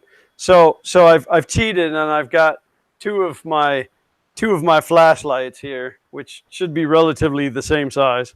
I really need to get a set of 1, 2, 3 blocks, but I have put those under each end of the X-axis extrusion, and I can get it set down on there. But as soon as I tighten up the non-eccentric, the statics, it's lifting it up off of there. Mike, I believe he's going to be. I believe he is going to be there. Last I heard, he was going to. I can't imagine them doing a show in the U.S. and him not being there. What's funny, though, is their schedule for this year, Prusa's schedule, still does not have Orlando Maker Faire on it. As much crap as I gave them about it last year. Are they going? Well, I guess Prusa. Joe doesn't go to near as much stuff as probably I think he does, but I wonder how many times he is in the U.S. a year. Well, he'll be at Miami, which is the weekend after Murph. I'm sure it's quite a bit. I was thinking like Earth. I wonder if he's planning on attending that this year.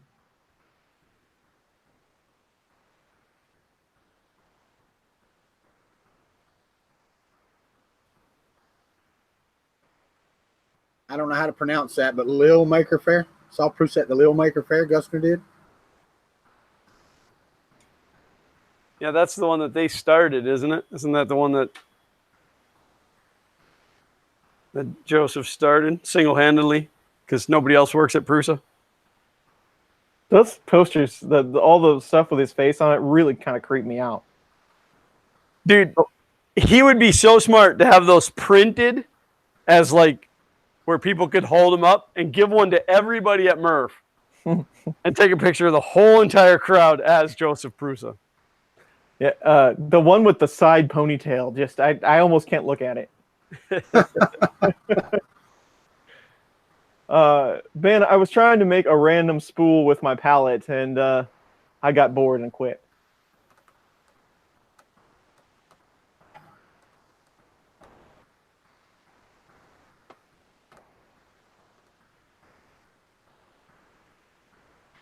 Bonus points for who get the date reference from November 5th, 1955. Yeah. That's my bad. My bad. You know, I'm a little bit younger than Glenn, but my memory's starting to go. Yeah, at your age, whew. Tristan, that's funny. Tristan mentions that. Some of the videos I'm looking pretty good. Other ones, not so good. And you can definitely tell how much sleep I've had that week. make sure you run the gantry all the way up when you tighten the top bolts. You're talking about these up here, Chuck, these ones that are coming down? Man, I need a new set of Element UUs for this. Dear God. I can hear them. It sounds like they're running across the beach. It's got sand in it. I'm thinking that if I could get to the two inside, if I could get to the ones on this side and adjust that gantry down a little bit on this assembly, that it would help, but I can't get to those.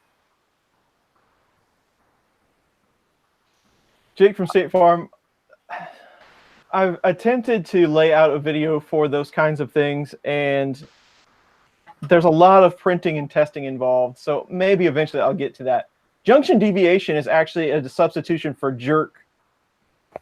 It's been around, I think, yeah, right? Yes.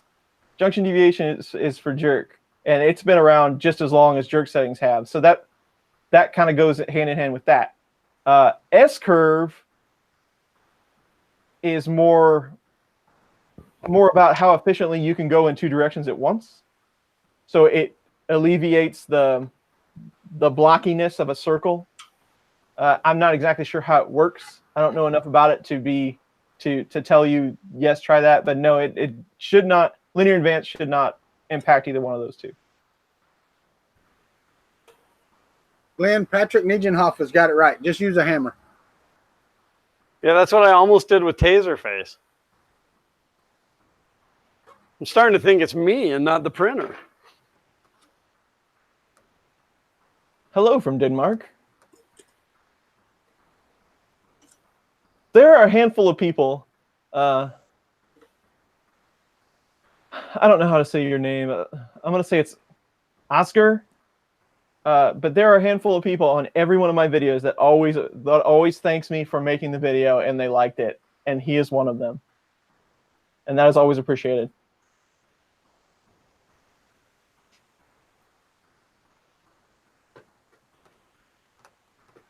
So I totally Tom did a stream like last week, and I totally missed it and had no idea that he did one. Did we talk about that last week? I thought we did. I don't know. I just noticed it. Like I woke up and hey, Tom was streaming, and I saw he had like 1,100 people on that thing. Yeah, he doesn't call everybody out in chat. I know. He's not as friendly as we are. It's true. I don't know how to. I can't translate that. Can y'all? He said ciao, so ciao. No, the long one here. Yeah, I'm. All I got's ciao. Clipper on a Delta, yeah, that'd be a good video, all right.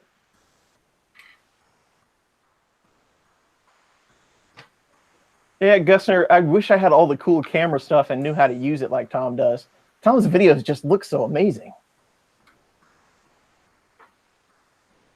I don't know what language is that. You punch it into Google Translate and just leave it as auto. It should know. Italian?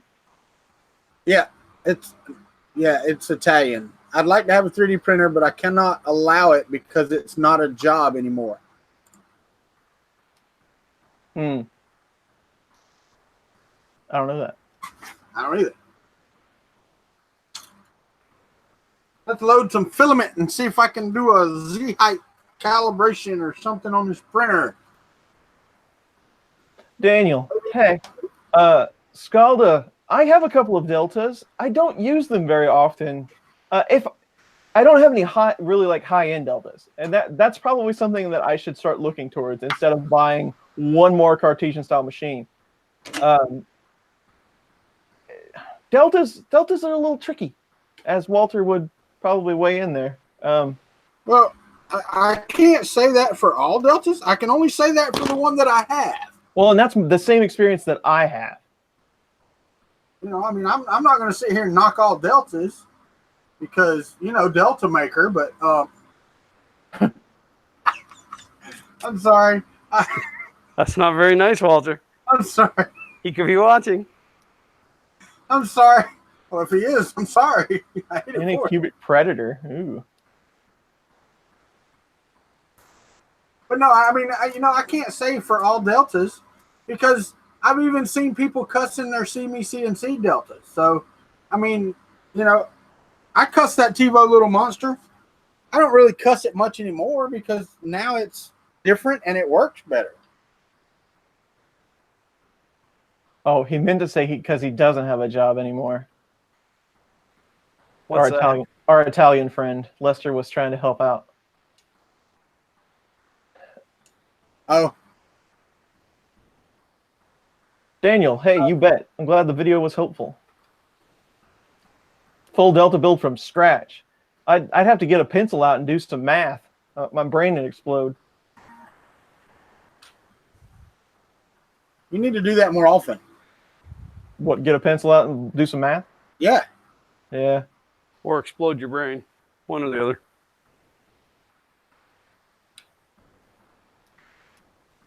First layer calibration going down. I need to turn this fan off.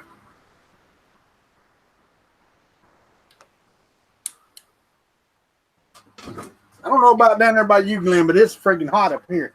It's quite warm, yes, sir. I think we're over 40 today. What? Yeah. I think it's supposed to get really cold again next week, though. We are definitely over 40. I think we hit 79 today.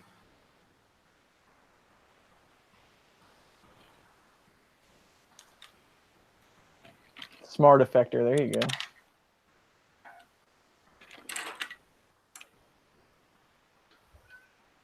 Chuck, I totally agree with that review you put out, and I appreciate you putting that review out. I think I even left you a comment on that, but I'm all in. I'm on your side. 600 is just a little. 600 is a hard area to be in the 3D printing market. Yeah, that's how I feel too. I haven't done my review on this yet, but it will be coming. What is that? The 10S Pro. Oh, I got you. I like it. I like the printer. I think that it has high hopes, but I think they also, fell short in a couple of places. Yeah. The whole thing started, with the CR10s when they came out. There was really nothing like that, and I know we've had this discussion, but there was really nothing like that except for the Folgertech FT5, and it was about $500. And then the CR10 came out, and it was, I mean, crazy cheap when it first came out, $250 or less. But the price point, with the original CR10, still now it's worth the money. I mean, it's a fair machine. They're decently built. They're easy to put together. The price is right, and they have a large build volume. Now, when you start stacking stuff on top of that platform and increasing value, I guess, convenience, then it looks a lot less attractive. All right, I think I'm ready. But is there really something under 1,000 that is perfect? There is no 3D printer that is perfect that as far as I know, even if you had all the money you wanted to spend. Right. Is there something that's relatively consistent and easy to use under 1,000? Yes, there is. You would have a hard time. I have had a Prusa Mark III mess up. Yes, I've had it mess up, but most of the time, no. It's just the features that it has makes your experience much better.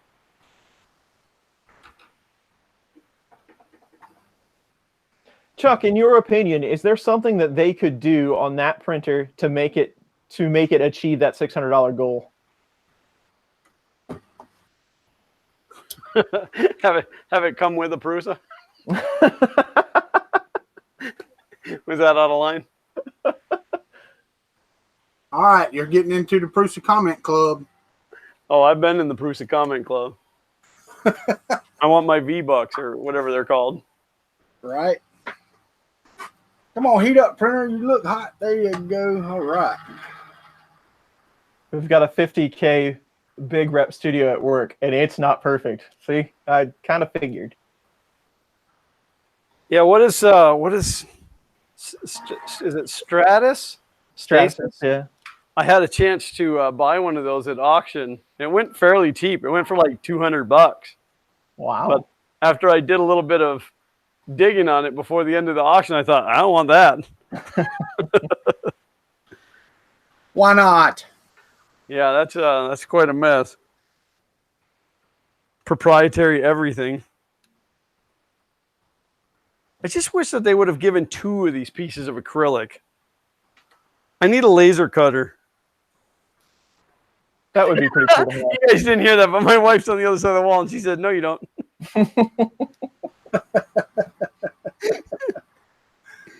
No, Miss Priscilla. Yes, he does. He needs a laser cutter. Let's take a vote. All of those in chat that think I need to get a laser printer. Me. Or laser cutter. As soon as you get one, I can say, but Glenn's got one, baby. Yeah, exactly. There you go.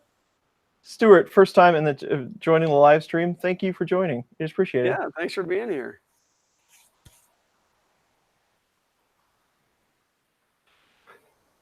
Good question. They should put the Prusa board on it and a better sensor, or just lower the price and get rid of auto level. Chuck, there was a video out, and I don't remember who it was by. Happy Extruder had linked to it on Twitter, but the guy replaced the inductive sensor with a capacitive sensor and had better luck with it. I don't know long term, but for $9, it's something I'm going to try. Hey, Chris. Do you still have the G code hanging around for the log MK2? He's got it in his head. He'll just start spouting it out to you. What G code is that? The Benchy that you used. Yeah, it's still on the card. I'm sure that was the last video I made. Yeah, so shoot that to me, because I've got a Mark II here that I want to try it out on. All see right. what I get. Yeah, I can do that. That way, I mean, it's the same. We can compare this printed Mark II to your log to the Mark II. There you go. That's a great idea.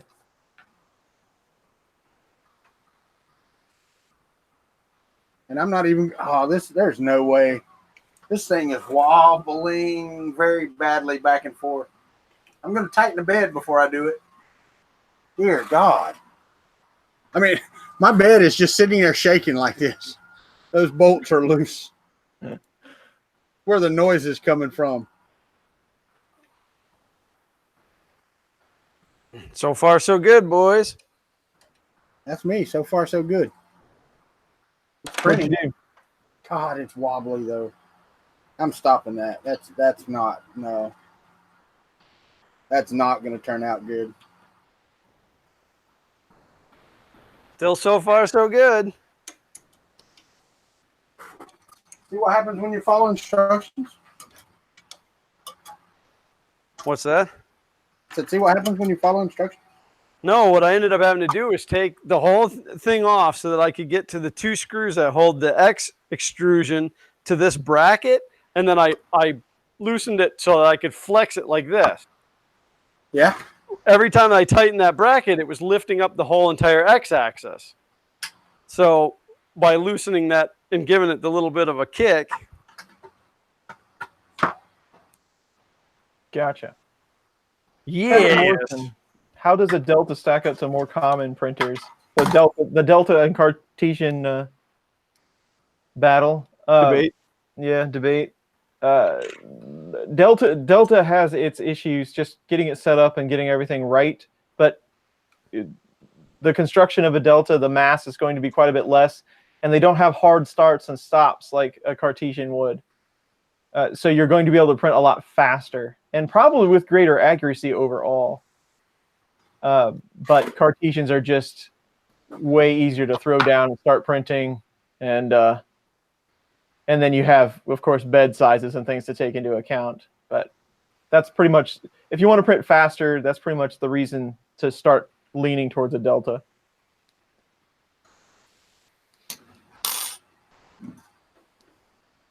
Matt UK is here. Hello.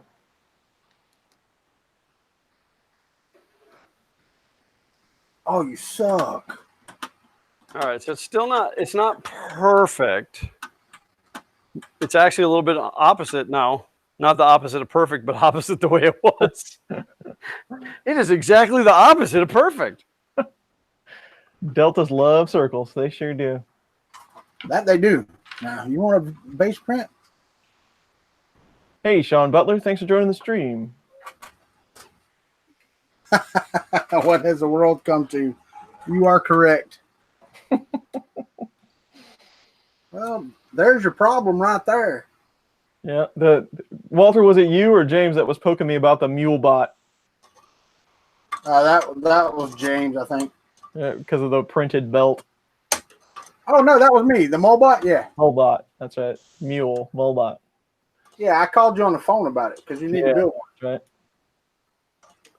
right. I'm interested to see it. I really don't want to build another one, but I am. After I see it, I'll probably end up building it. It's just a weird thing to me every time Walter says, "Oh, I called you on the phone." Like, who calls people on the phone? Me, Walter man. does. It's just creepy. What? Creepy. Walter has to call you on the phone because he has to have something to do while he's driving. Right. That's exactly right. I call Chris Riley while I'm driving so that I'm not bored. That's what my mom does to me. Is it? Yeah. Your mom's a smart lady. She'll call me when she's driving because she's bored. I don't ever leave the house, so I can't call anybody. That will fix that. I don't ever leave the house. Mondays to go to the meeting, my work meeting, and Sundays to go to church. That's it. Once in a while to go out for lunch. All right. Wow, time flies when you're having fun. Yes, it does. Hey, I do need to let all the patrons know that I will be doing my weekly live stream after Fun in the Country Basement today. And this time, I'll remember to send out the live link. Tom said, "Oh, and hey, don't you want an endurance laser?" Yeah, they'll give you all their member info. They will. If you get one of their lasers, man, they'll send you all of those email addresses, Glenn. And then you could send them all emails asking them for money for the FK1. Oh, wait, you're done with it. Never mind. I'm going to say that is close enough. You can only polish a turd so much. I got plans the other day. I think it was on Hackaday or something. Somebody sent them to me in an email, but it's to convert your 3D printer to make dot matrix images. So it leaves the pin. You put an ink pen on it, and it leaves it there longer durations or less durations to make that gradient looking picture. Yeah, I kind of want to build one. I really do. You need to try Tom's thing the other day with the pen. Did you see that with his for the etching board? PCBs? Yeah. Oh yeah. Yeah, except for it didn't turn out really great. Scalda, I'm going to put the live link on there. Last time I forgot to put the live link in there. So whenever we get done talking after this stream, I will go out there, make a Google Hangout, send out a Patreon notice, and it will have the live link in it. All right, Chuck, if you're still with us, I ran it to the top before I put this back on. There you go. I was listening, brother. Reloaders, yes, you would definitely have to worry about fumes with laser cutting. Robert, thank you very much for the $20 on PayPal. Yes, PayPal is probably the most fee efficient. Yeah, it is much appreciated.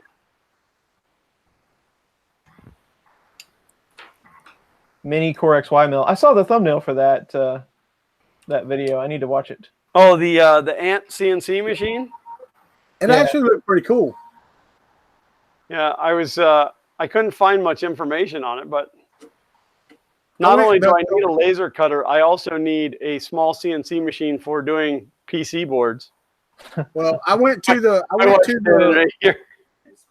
link that was in the description, and it had quite a bit of information on it. Oh, I didn't know he had a link in the... Yeah, there was a link in the description. Oh, I had just Googled it. Gentlemen, that is time. But I don't want it to be time. Well, bigger and better things, my friend. Got to make more content. There's always another Sunday for another stream. Yeah, but I almost forgot about this one. I was busy playing Monopoly with my son. Agent Monopoly. Orange. Which, by the way, I whooped his ass. You know, just, Well, that's the important part. just for the record. Agent Orange, man. It's all Agent Orange. And if you know that movie, we can be really good friends.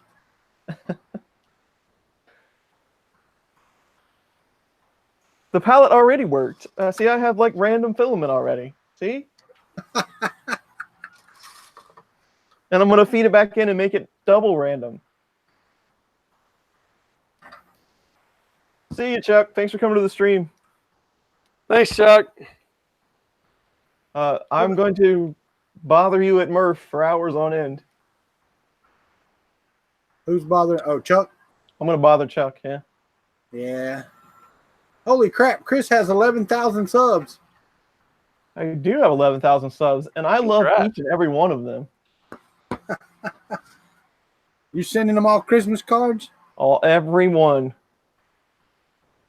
God bless us, everyone.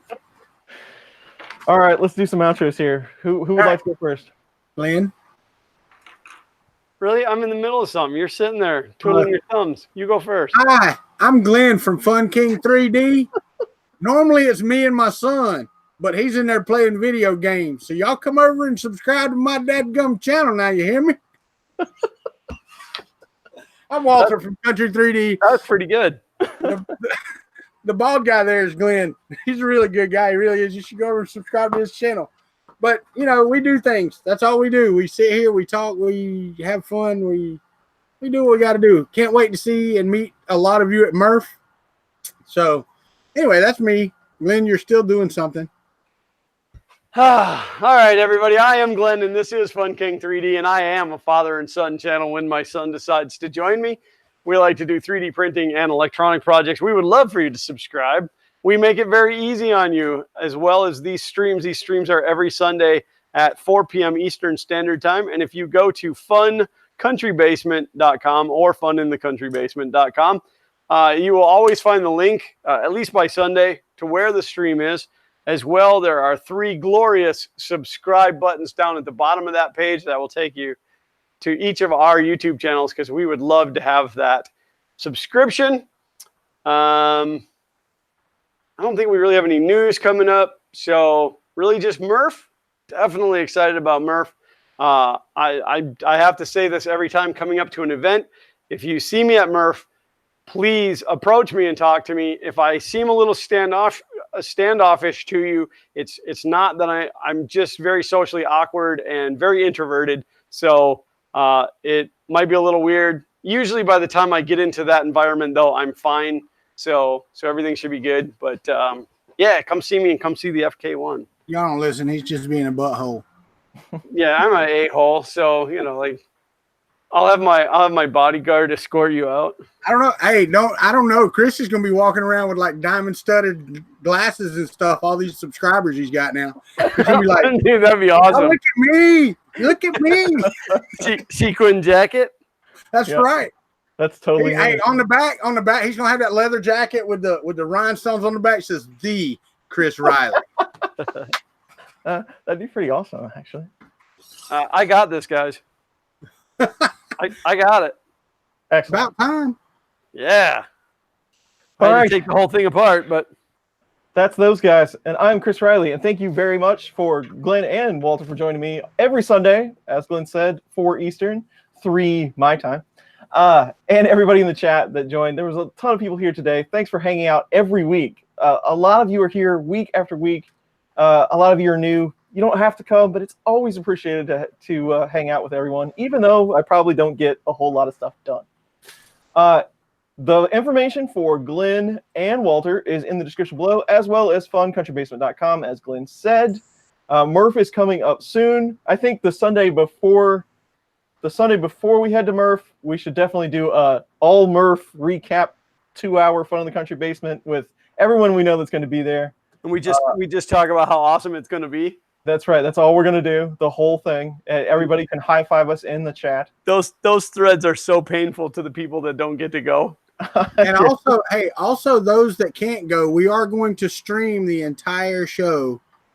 It'll probably be on my channel because I like it like that, but it will be a Fun in the Country basement stream.